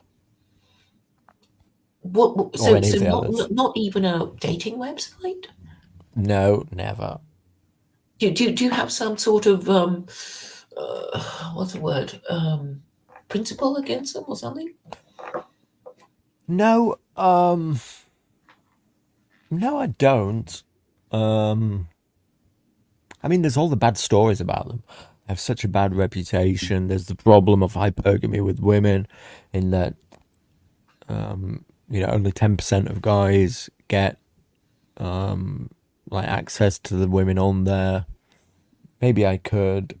I might be terrified in a way. Not terrified. I might not want to know. I might not want to know, because it's like putting yourself on a supermarket shelf, isn't it, and seeing if you get taken. Well, I mean, everybody is kind of, you know, the product, but I mean, the sort of new thing that Colin was saying is that we're going to, you know, just let men say what they want, because all the other dating apps is really geared towards women to make it all pink and fluffy, like Bumble. There's some gimmick to it. That it's only the women who make the first move, and What? No, it's not. It's men who make the first move every single time. no. But for Bumble, men just have to wait for the women to get in touch with them, because they can't. What? Yeah, Oh I my know. God. So it's a What bit the gimmicky. hell? Yeah, but all these dating apps are kind of gimmicky. Yeah. Yeah. This, yeah, Khaled's app is going to be full of Uber drivers, isn't it? Well, I mean, he's sort of gearing it towards white people whom he wants to help, Why? because he's concerned about you people. No, it's because he doesn't fit in with Muslims. He's one of these Muslim outsiders. He's so Yeah, because that's right. So he doesn't know that much Arabic, and I guess he's quite anglicized for he doesn't spout Arabic, and so I think that's useful. But I think dating apps are well, but we're not going to call it dating apps, because then it'd be like the others. But yeah, so it would be kind of I have to describe myself. I have to describe what I want. There are not going to be any sort of helpful gimmicks, and men have to say it. Men have to say it, and even if nobody responds, it would be it would be a kind of a talking point, I suppose.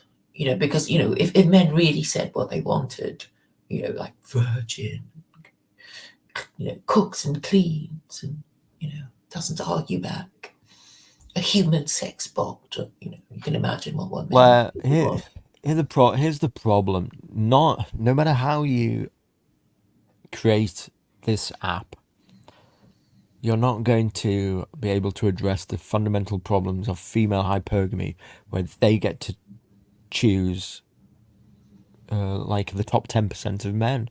Because once everybody is on a platform, once everybody's in a supermarket, everybody's on a shelf, and you can just go around browsing, shopping, there are far, far more men wanting women than there are women wanting men, unfortunately. Well, I was thinking. I mean, but there is a mechanism to prevent people just shopping around forever. So you can What's exchange. that? You just exchange a few messages, and you have a date, saying when you joined. What? So So you I don't guess get to if you don't want pick? people to know that you've been using this app for 10 years, you'll have to delete your account and start again, kind of thing. I don't understand the premise of this. So if I joined your and Khaled's app for dating whenever it's made, are you saying that the app would like arrange somebody for me rather than I get to pick? You get to pick anyway, because I think initially there won't be that many people, so there's no need for people to match. It's like here are the list of the male profiles, here are the list of the female profiles.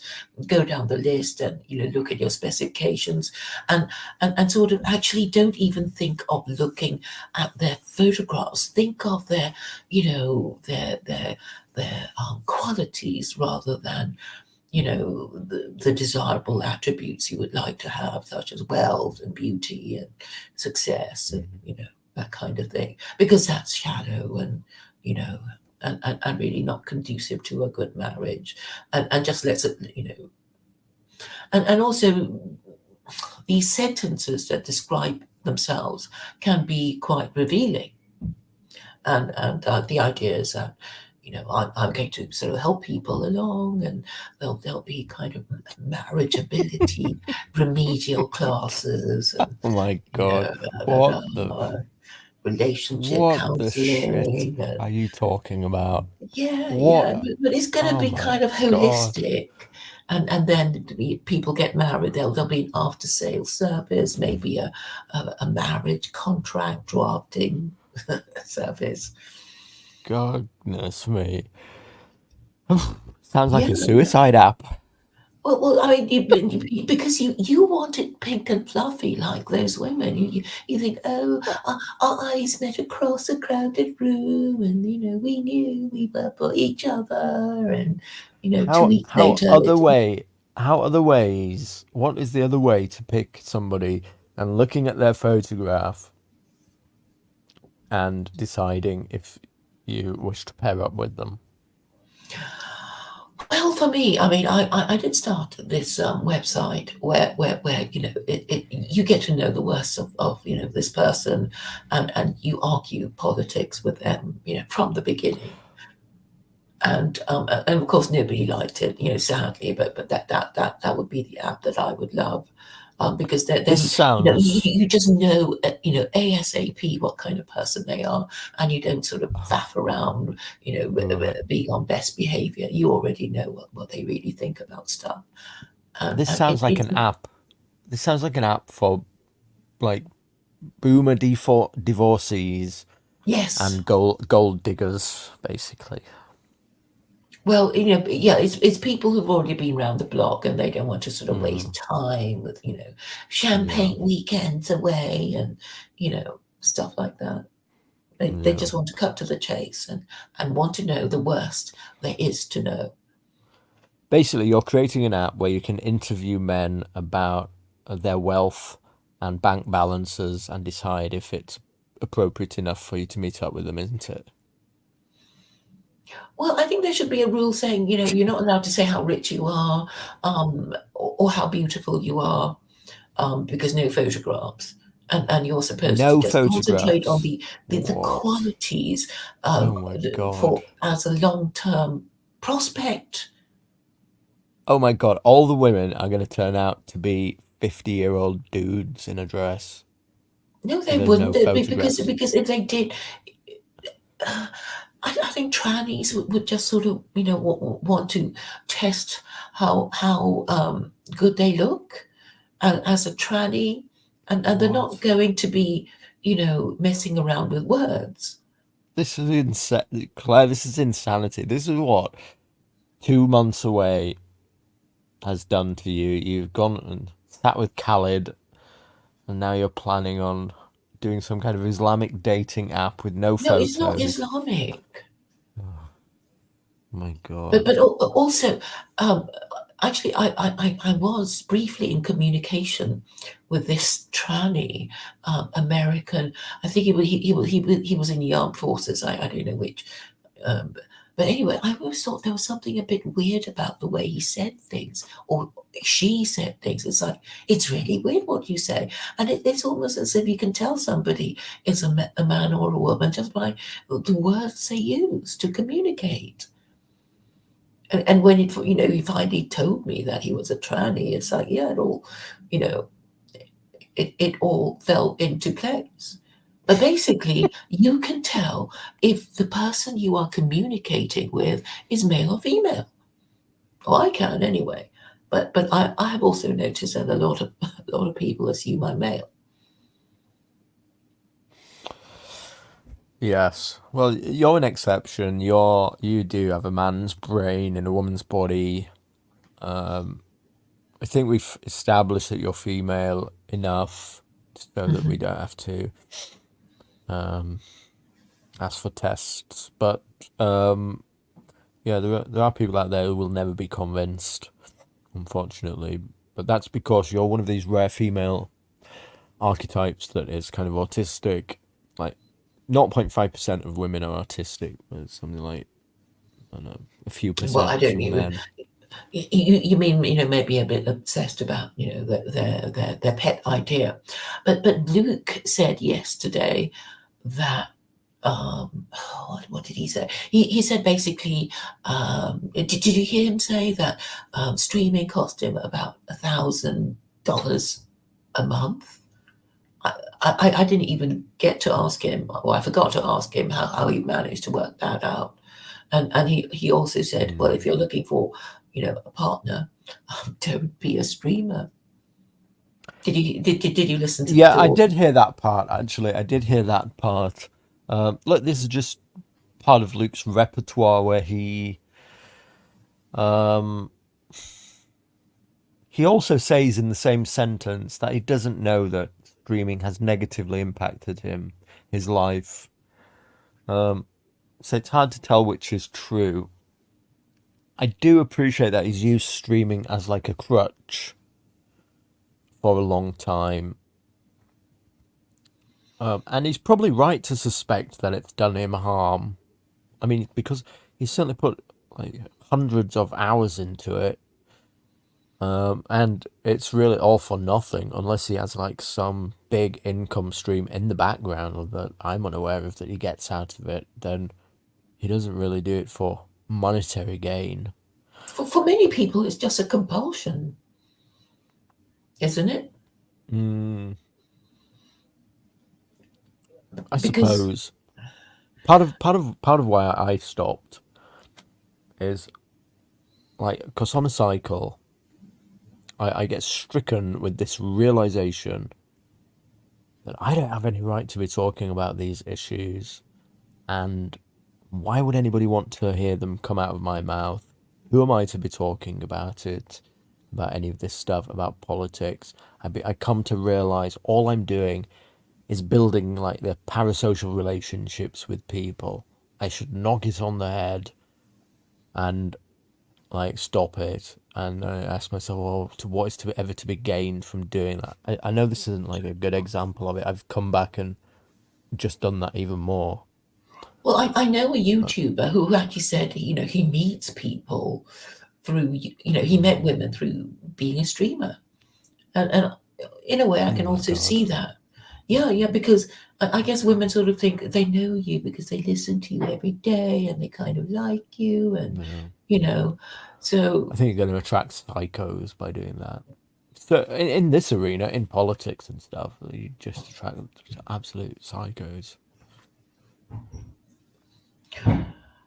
yes, but I guess you don't feel you have to introduce yourself again.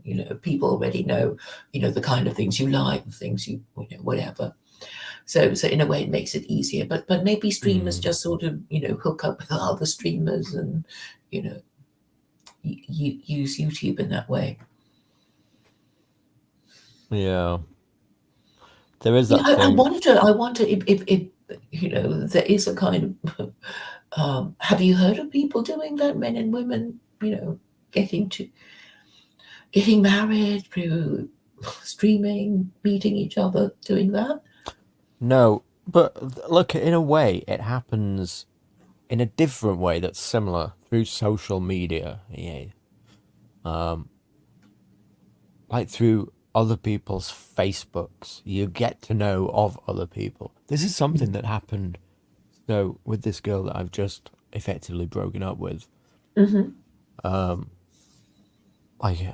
something that I hated about it was that like within 4 days, I was all over her Facebook.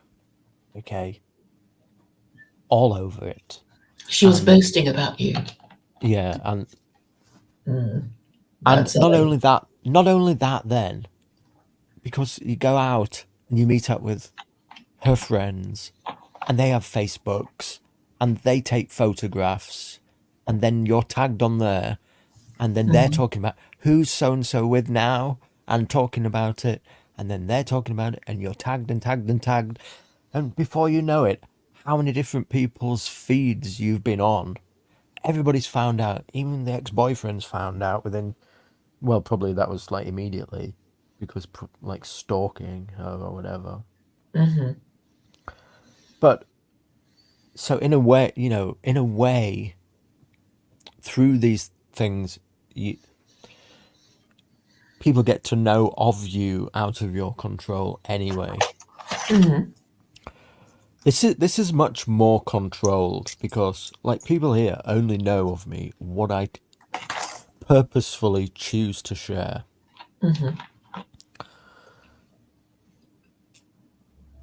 In many ways, I think something like Facebook is much more what's the word? viral.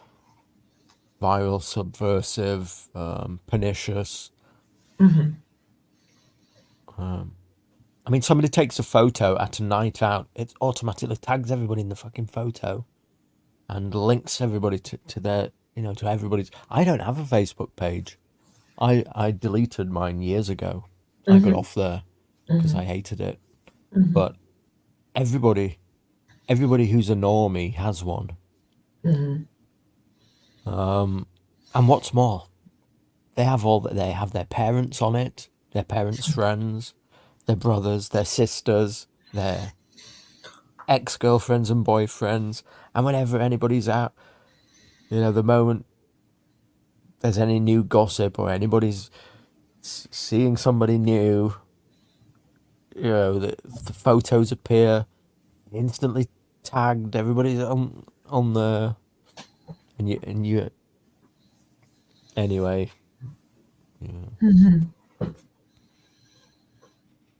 But then so many people have had that happen to them, and you just drop in the ocean, really, and then you get forgotten about because it'll drop to the bottom of their feed and be forgotten. What you mean doing this all to? Well, I mean, even people tag the you and normal- whatever. Oh, yeah. Eventually it becomes old news, and it just goes down the timeline until it becomes history. Although technically you could still find it, but nobody cares then. Yeah. It really annoyed me one night. I went out with them, with her friends. Really annoyed me, actually, because I don't drink, for one thing. So I'm teetotal. I don't drink. It's not nice to be around loads of drunk people. This is another thing. It's like something that I'm just going to have to... Oh yeah, I Deal with. remember I was in this pub, and there was this gaggle of women sitting next to us, Yeah. and there was just this one man, and he said every time he said something, the girls would laugh because obviously they were trying to impress him or something, and it was just so annoying. I mean, he said something rude. It's like, why don't you just go? Why don't you just shag him already? Because they were just so loud. Yeah, well, imagine what it's like for me being teetotal around just people getting wasted. Getting louder and louder and louder and louder until you can't Louder and stand it louder. anymore. And not only that, like, everybody has their phone out, photographing everything, videoing everything. Every time you look around, somebody's got their phone in your face. And and you know what, Claire? In that, I had like this epiphany of, wow, I'm a fucking boomer already. I hate this shit. I hate this shit. I am old. I'm past this already. But those girls sound like they're teenagers or something. Honestly, Oh my sound like god. schoolgirl. Or maybe they're in the early 20s Yeah, or it something. wasn't just girls. Like I said, there was Vincent and his mates out there too that time. Yes, He's, it he's all. not called Vincent. He's not called Vincent. I But know, the gay friend. Well, I do most of my socializing online anyway.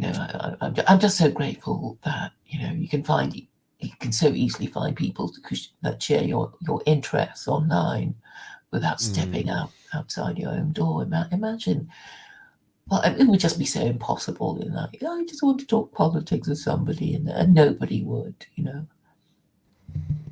yeah. And I think that is a problem. So many people cannot discuss politics with their nearest and dearest, their friends and family. They have to go online. Well, this is true. This is true. There's certainly no talking politics with normies.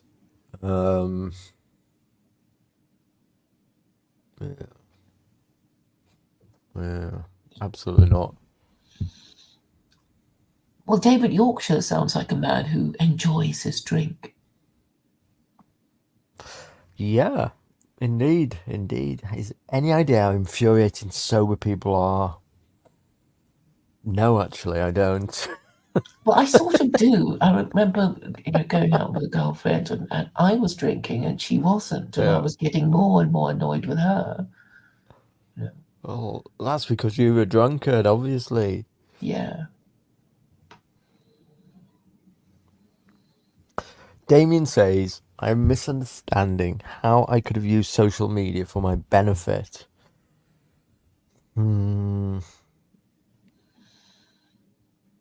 I just don't like it. I really don't like it. I resisted it so much. Resisted what? Social media? Yeah, like in many ways, this is something that this is like really out of character me doing this, but really I'm like pseudonymous. I'm anonymous effectively here.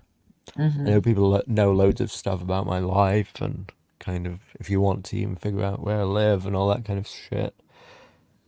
But It's like talking to strangers on the train. We tell people, strangers, loads of things we wouldn't dream of telling our own family. yeah, there's some level of protection here where I can just unload to the internet without too much repercussion. That's very different to like just your movements and your regular antics just being shared across a bunch of other people's Facebook feeds, with full color photos and videos, isn't it?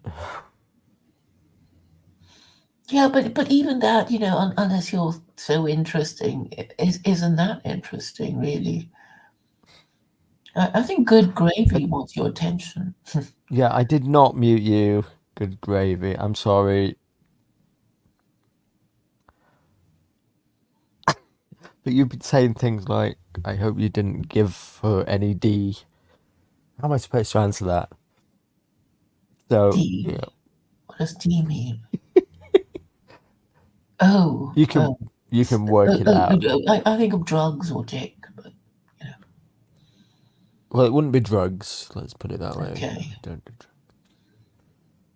drugs. Yeah. Anyway, I think we've come to kind of the end of. Oh, I forgot to ask you. Did you listen to any of the Duvid Archicaju debate? I did, but I found it so boring. I don't remember any of it. Okay. Well, I was on Duvid's Week in Review from 3/27. I saw some of it actually. Yeah. Yes. Yes. Yeah. And well, anyway, Duvid's very pleased with himself because it's like, well, Hakigachu's bigger than MTD and all that. And Well, he's got 300 and some thousand subscribers. yeah, just by appearing Big on, guy. Muslim Skeptic. So I think he's done quite well. And the thing is, the Jews can't even produce something anyone else. I mean, the best they can do, it seems, is just Duvid, when really it should be a rabbi. We don't know. I mean, they haven't really got a leg to stand on about, which document is better, the Torah or the Quran. Well, it's a shame you're not interested in these things. Well, it's such an autistic debate. Which one is true, Islam or Judaism? I mean, oh, God forbid. Who cares? Well, actually, it's a wrong question. I would have said, which is the better scripture? And then we could, start motoring about, what's what. I mean, these things will never be resolved. Yes, they will. No, they won't. It's just whichever you're born into, and then like 0.01% of people in their lifetime will convert. For everybody else, it's just what you're born into. You end up doing the same as what your mum and dad bring you up as. Yeah, but if you that's ask them a that. different question, I mean, obviously nobody wants to offend mum and dad and everybody else with that, the family religion, but if you put a question to someone, it's saying, imagine you're an orphan, so you don't have to worry about offending mum and dad and family and whatever, and you had a country to run and you wanted to run it well. Which of the 5 world religions are you going to use? And then the answer becomes pretty clear. To you. Well, yeah, and anybody else who's not in denial. Yeah, yeah. Oh my God. But anyway, David I know Yorkshire's the figured it 5 out. stages of grief. Do you know what they are? 5 stages of grief? Oh, we talked about this before. Have we? I don't even know. I can't remember. Denial, anger, resentment or something. Bargaining, denial, anger, bargaining, depression, acceptance. There you go. Wow. Well, is that like the offer that you make? Ross. Is that the stages offer of you grief. make to? Is that how you try to pitch Islam to people? You deny it, then you'll be angry, then you're gonna bargain, and then you're just gonna get subjugated. So suck it up. Because Wow. What a because proposal. the Bring it on. brings you peace. Yes. I'll have 2 helpings of your Islam, please, when you put it like that. Thank you very much. Yes, Jesus. Well, just trying to help. Yeah. Before we go, here's another thing. This is very random, but now that I have quit competitive sports and I'm not going to be fighting anymore, this is really random. I'm in the market to get some teeth work done. So I want to fly out somewhere. I'm going to do some dental tourism because I have 2 teeth, right, that I got knocked out. Well, I didn't get them knocked out. I did get them. I got them loosened, and then they came out effectively. And so You want some implants done? I want to get 2 screwed in basically and make my Yeah. teeth right again, rather. And it just didn't seem worth going and doing it. They're not like at the front or anything, so I don't look like a meth head or anything at the moment. But I'm not walking around like where it's absolutely obvious. At the side, I'd like to just get it fixed now. It didn't seem like make sense to go and do it whilst I was still getting my head kicked in. Chance of them just getting knocked back out, but it costs an absolute fortune over here to get done. It costs a fortune. Eastern Europe? Yeah, so I'm gonna. Hungary? I've been looking at dental tourism and flying out somewhere like to Turkey or Hungary or somewhere. Mexico's a bit far, Elliot. But we're close to Europe here, so a lot of people go to Turkey. I think Hungary is somewhere else. If anybody's ever been and had any of this shit done, Oh, I knew somebody In who Europe. had it done, but you he's do. deceased now. But apparently he was very Oh. pleased with the results. Right.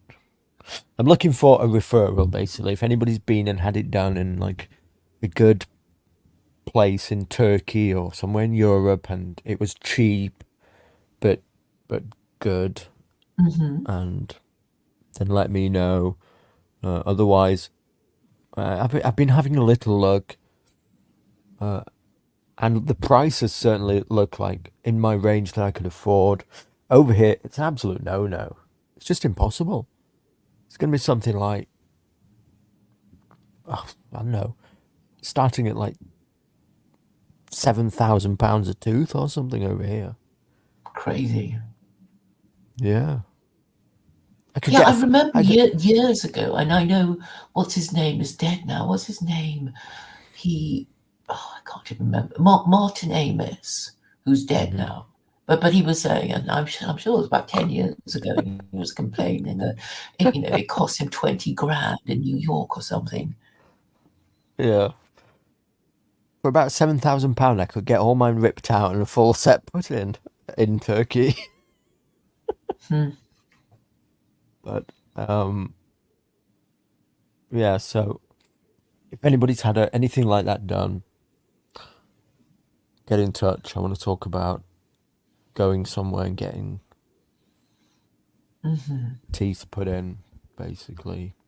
The difference in prices look like it's something like it would probably like cost in total like £1,000 or something abroad Yeah. versus like 12 grand here or something, which is just incredible. Yeah. I wonder why it's so ridiculously high. No, it's something like living the dream. It's something like 5 grand a tooth or something, depending on what I want to have done. Maybe I'm not looking in the right places, but here's the thing. I've almost convinced myself I just want to go abroad and get it done anyway, because I hate the dentists here. The dentist, like my dentist here, is like going to a back street in Islamabad. I might as well be Is he going to Asian? India. Yeah, I might as well be in Islamabad, going up a back street alley and getting my teeth seen here in England. Versus, I go online, look at these dentists in Turkey. They've got beachfront views, massive clinics. The doctors actually look basically look like me, just a bit more, a little bit browner or something. But instead of basically an Uber Eats driver doing the work on me in some back alley little pokey dentist like I go to in my hometown. Well, I see one in Portugal, looking it up on Google, in Marlow Clinic. Dental tourism, Portugal. Handsome dentist. Awards and distinctions. Yeah, I mean they look great. So let's just have a look at one here. Good looking guy. And I think his nurse is pretty good looking.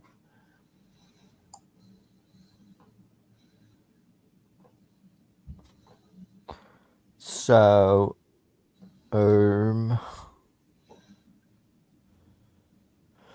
so like here's one that has really good reviews. Let's just get rid of that. Let's just take a quick look. Like compare this place, which is something like £1,000 or like 1,500 quid to get a couple of teeth put in, proper porcelain, nice ones, versus going to get an Uber Eats driver that I normally do my teeth in a back alley here where I live. Escape the financial strain. Today, discover the unbeatable benefits of choosing Smile Dental Turkey for your dental treatment. Considering inflation rates in Europe and Turkey, Smile Dental Turkey stands out, offering unlock savings. Choose Smile Dental Turkey for competitive prices, saving your hard-earned money. Experience excellence. Smile Dental Turkey ensures top-quality care with modern technology in sterile environments. Combine care with joy. Infuse your dental treatment with a vacation in picturesque Turkey with Smile Dental. To wrap it up, Smile Dental Turkey extends cost advantages and top-tier healthcare services. Take action today. Choose Smile Dental Turkey for... I mean, that looks 10 times better than where I currently go. Well, the countries to go to are Hungary, Poland, and Turkey. Okay. Well, I'm in the market for it now. Hmm. Get these teeth fixed, get them put back in. It's only out. You can't see it, but it bothers me. Might as well get it done. Yeah. Let's have a look at her. In London, we're reminded to mind the gap. Mind the gap. Oh no. But what about the gaps in our smiles? Ooh. At Smile Dental Turkey, we believe everyone deserves a gap-free grin without breaking the bank. With affordable treatments in a vacation-worthy destination, you can turn your dental care into a holiday. So, why not bridge the gap with a smile that shines? Mind the gap no more with Smile Dental. Yeah, anyway.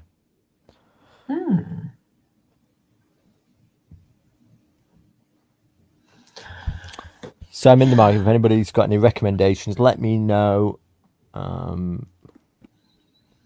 Yeah. All right, Claire. Thanks for coming. This has been a stream where I just got it off my chest, let everybody know that I'm not dead, and yeah, don't know when we're Yes. streaming again.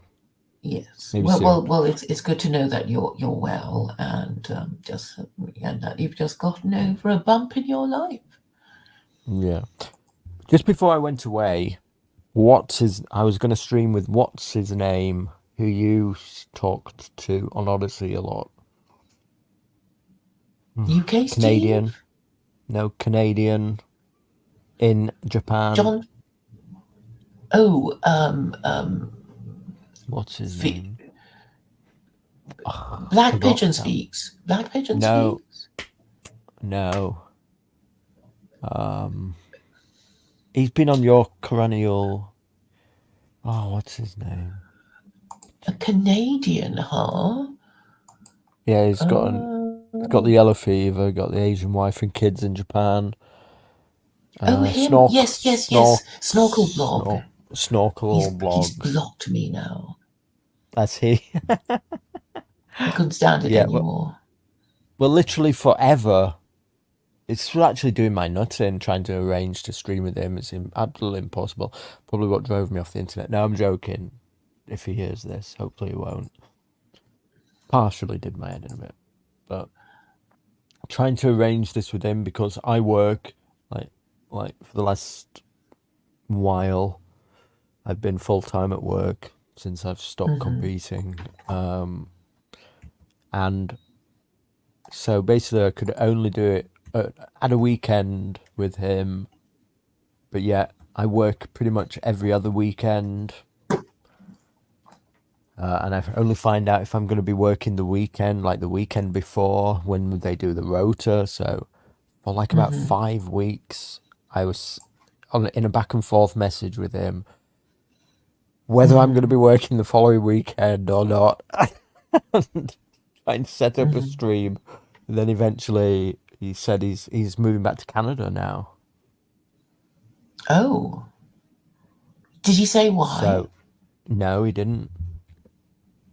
So, anyway, maybe that's too much information. I don't know, especially if he's blocked you. Probably shouldn't be Well, I telling mean, you this. I remember him saying something like that, but Right. you know, so we don't know.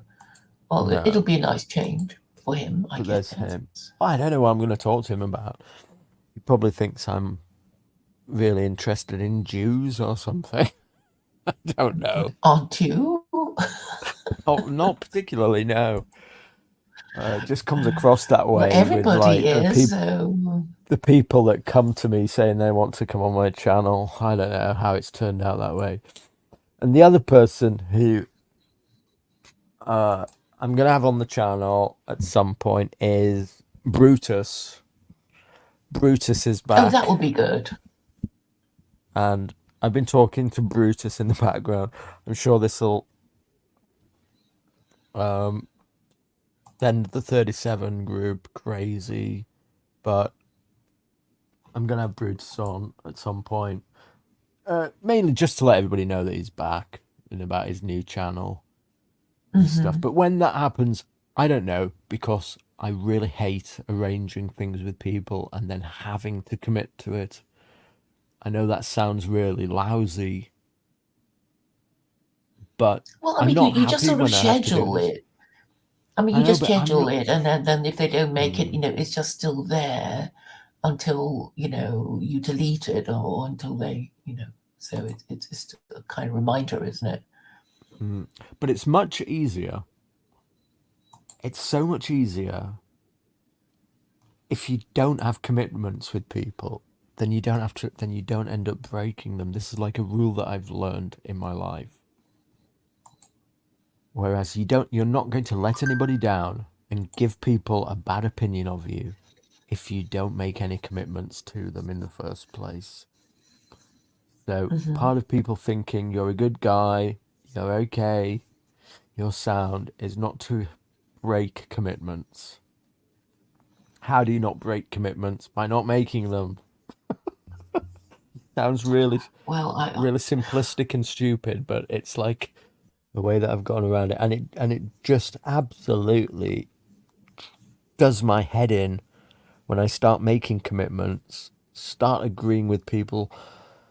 I'm gonna have them on the channel, and then I know that like on Friday I've got to be here at a certain time or whatever.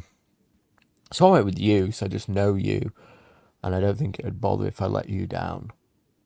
But yeah, well, I'm not going to take it amiss, but I mean, with E. Michael Jones, I mean, it was kind of surprising because we sort of agreed it would be today, but he didn't say a time, so I was being a bit casual, and it's like, oh, in 10 minutes time. So, but it still happened, so that was all right. yeah, it just drives me nuts having people. And I think, what is the actual benefit to me? What am I getting out of it? Not much really. Well, I mean, people are entertained by your dialogues, and I know they are. I know they are. and I think being able to express our feelings makes our thoughts clearer. I've kind of given up wanting to grow this channel though now. I've kind of given up. Well, I mean, it's always still there, Still to be there, cultivated. still there, but I mean, in many ways, it was better when I wasn't trying to force it. Doesn't everybody actually think that that's true? It was just better when it was just me just switching on the phone when I felt like it, rather than yeah. trying to force it. Well, it should always be like that. I mean, that's why I don't, I'm not that bothered anymore because it's sort of like, okay, I lost my primary channel, but I think in a way, secular Quranism has spread like spores. So I'm Has not too it? bothered. It, Has it? yeah, I think it has. I mean, I have Okay. this Well, this person who hates me on Facebook, and he says, "Oh, I lecture to my students every week, and I show them your timeline to show how mad and evil you are, and they can barely believe it, and I have to show it to them, and it's like, okay, I don't mind." uh, well, I can understand that. If that's how if that's what you think is a measure of success, then good Well, on you, yes, Claire. yes, yes. He actually tried to get his Guardian journalist friend to do a hit piece on me, and she wanted to, but it couldn't be done because the Guardian editor said it wouldn't be published. And then I had this some journalist saying, I don't know what it is with you. I mean, other people have tried to do a story about you, but nobody will publish it, so we can't do it. And I thought, oh, it must be the CIA putting Must me on the be. blacklist. It's the CIA keeping secular Quranism down. If it wasn't for them, Yes, everybody would have converted by now. yes. I just need one good interview, even if That's they're all. going to be That's all. hostile. Yeah. Yeah. Any day now, Claire. Any No, no. day. The thing is, everybody just needs permission. They need the green light from the BBC or MSNBC or CNN, and Absolutely. then they'll talk about it. But before that, they're just going to treat it like some dark secret they're not supposed to talk about. So, and the CIA understand. Absolutely. Yeah. They're just keeping you down. Yes. If that's what makes you feel better at night. Claire. 2 more weeks, says Nima. Two more weeks is all it's gonna take, Claire. 2 more weeks. Well, before we run out, do you think anything is? Have you heard about? I know we weren't gonna do this. This stream was just gonna be about me, but what have you heard? All the conspiracy theories about Kate, the King. They might be dead. They might not be dead. All this kind of stuff. Been following any of that? Well, I mean, I'm aware that people have been asking me, and I thought, well, it doesn't really matter. But You're not very what interested. puzzles me is why they're being so mean to the royal family. I can't see the Who? purpose behind it. The media. Why is who? Okay. The media are being particularly cruel to the members of the Are royal they? family. I haven't noticed I mean, that. if you had, something wrong with you, you wouldn't want the media to be speculating about that, or just announcing it before you wanted it announced. So I don't think the media's being hurtful towards the royal family. I'm not interested in that side of it anyway. I'm interested in where is Kate Middleton and the boys.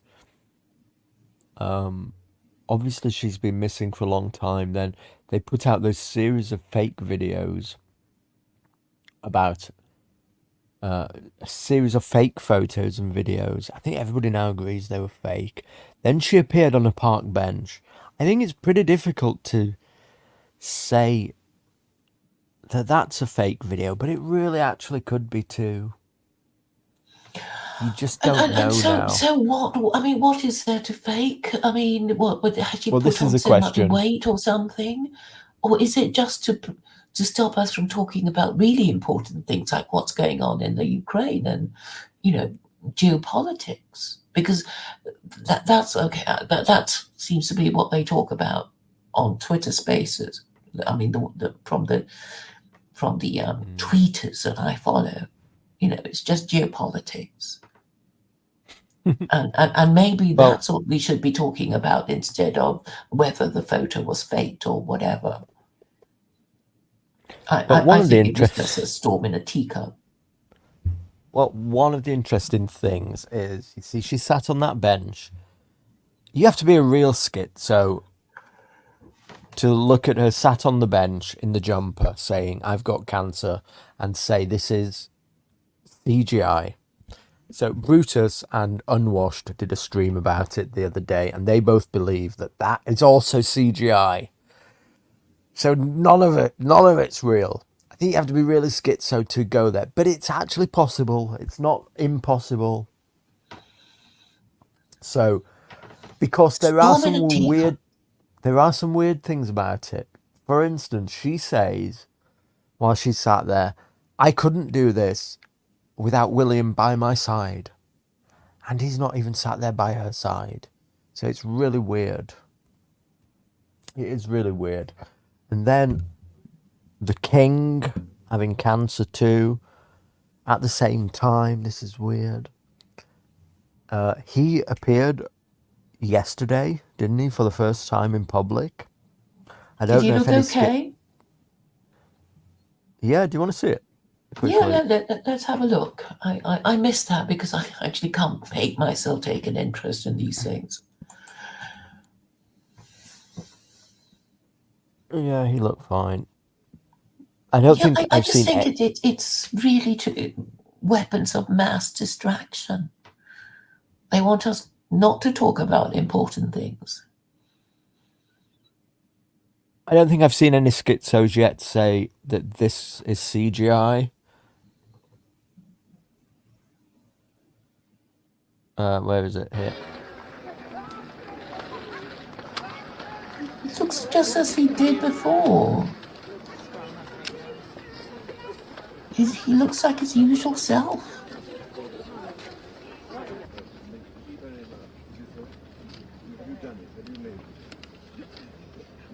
Well, he looks all right. I'm glad to hear. Now, my King Charles Spaniel, she's 17. Oh my god, the state of these people. It's cruel to make people live lives like that. You haven't got too cold. I mean, I probably would go mad if I were a member of the royal family. I'd have so many Here's the fake weird accounts, right? Fake He's social shaking- media accounts. He's shaking hands without gloves on. If he's receiving cancer treatment, this is a no-no. I know Look, this. I know people who've had prostate cancer and they carry on for years. So, you know. Yeah, but this is a no-no. If you've been having cancer, if you've been having chemo, Well, they don't do said this. they didn't really say it was cancer, did they? Or say it could be cancer or something like that. But I mean, I think after a certain age, you know, you get the odd lump here and there, right?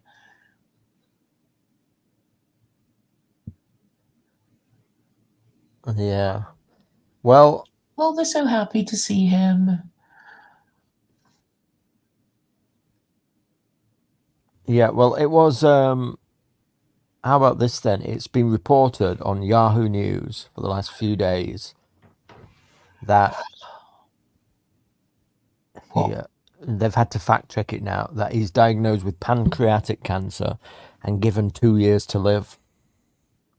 Oh, bloody hell. You know, This isn't official it is news. treason to contemplate the death of the King or the Prince of Wales. Can I just be clear for the YouTube algorithm? We're debunking this because they say that this now isn't proven. These are just like rumors going around. But it is, you know, like on Yahoo News, it did appear the other day, this stuff. And then it's in all other kind of things like here, whatever this is. This one picked it up. King Charles diagnosed with pancreatic cancer, has only 2 years to live. Blah, blah, blah, blah, blah. It was doing the rounds, was this thing. Well, I hope they're not thinking of bumping him off. Here's another one. King Charles's grim death sentence. Just 6 months to live as pancreatic cancer. God, bloody ravages hell. failing body. Well, So this is doing the rounds if you look for it. This kind Yeah. of news. Here's another one. In touch, whatever this is. King Charles given 2 years to live as he battles pancreatic cancer. His diagnosis is an open secret.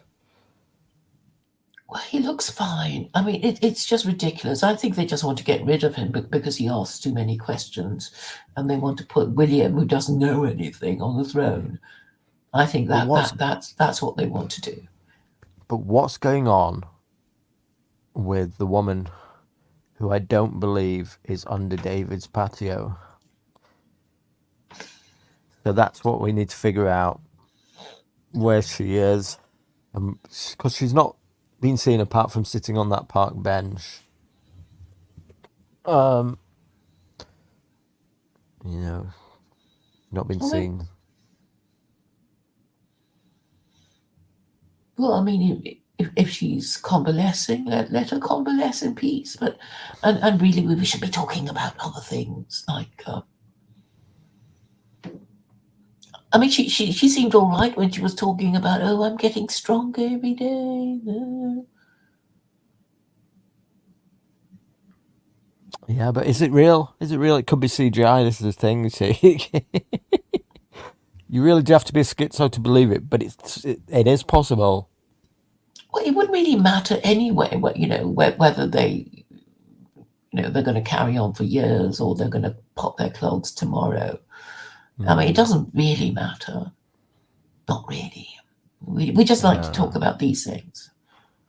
When really, you know, we should be talking about the missile attack in Damascus, and you know. Well, I only speak about it because all the conspiracy nuts for years have basically, there's been this conspiracy that William is going to be the final monarch, and that he is also the Antichrist. this sounds really crazy, but that he's like the conspiracy nuts, people like I don't know, It's David Icke, conspirators. Thomas Barnum types, and everybody. That line of thinking believes like that. I think they kind of like believe that plans are being enacted that were written up a long time ago, and effectively William is the foretold king, and so that they're playing it out into that to make it happen that he will be. I don't know the conspiracy. I'm really botching it up here, but effectively, he was ripped out of Diana on the summer solstice. Was it 1982? Right. Did you know that? No. Yeah, he was induced, or she was made to have a cesarean, and possibly was a virgin. So it's possible that there was some really like occultic jiggery pokery that went on with Diana, right? That she was artificially inseminated to make her a virgin, because Diana is something like to then give a virgin birth to William on the summer solstice, so that he could then become king. And all the conspiracy nuts are convinced that now Charles is going to die and he's going to become king on April the 8th this year, as the sun undergoes the full eclipse. That's the extent of the conspiracy theory on the internet at the moment, that's doing the rounds like crazy. Yes. Crazy. Not that it would Do you have any thoughts on that conspiracy theory? Do you think it's going to play out on April the 8th? No, I don't think any of that matters because of the royal family are just not going to, do that much. Unless the Americans decide to have their own monarchy, and they already have the American branch of the Windsor family in California. So they could have a queen and Queen Meghan and a King Harry of America. Do you have any plans to leave the country during the week of April the 8th? No. Okay, because you did mysteriously leave the country the week that the Queen died, so I'd still do suspect you for bumping her off.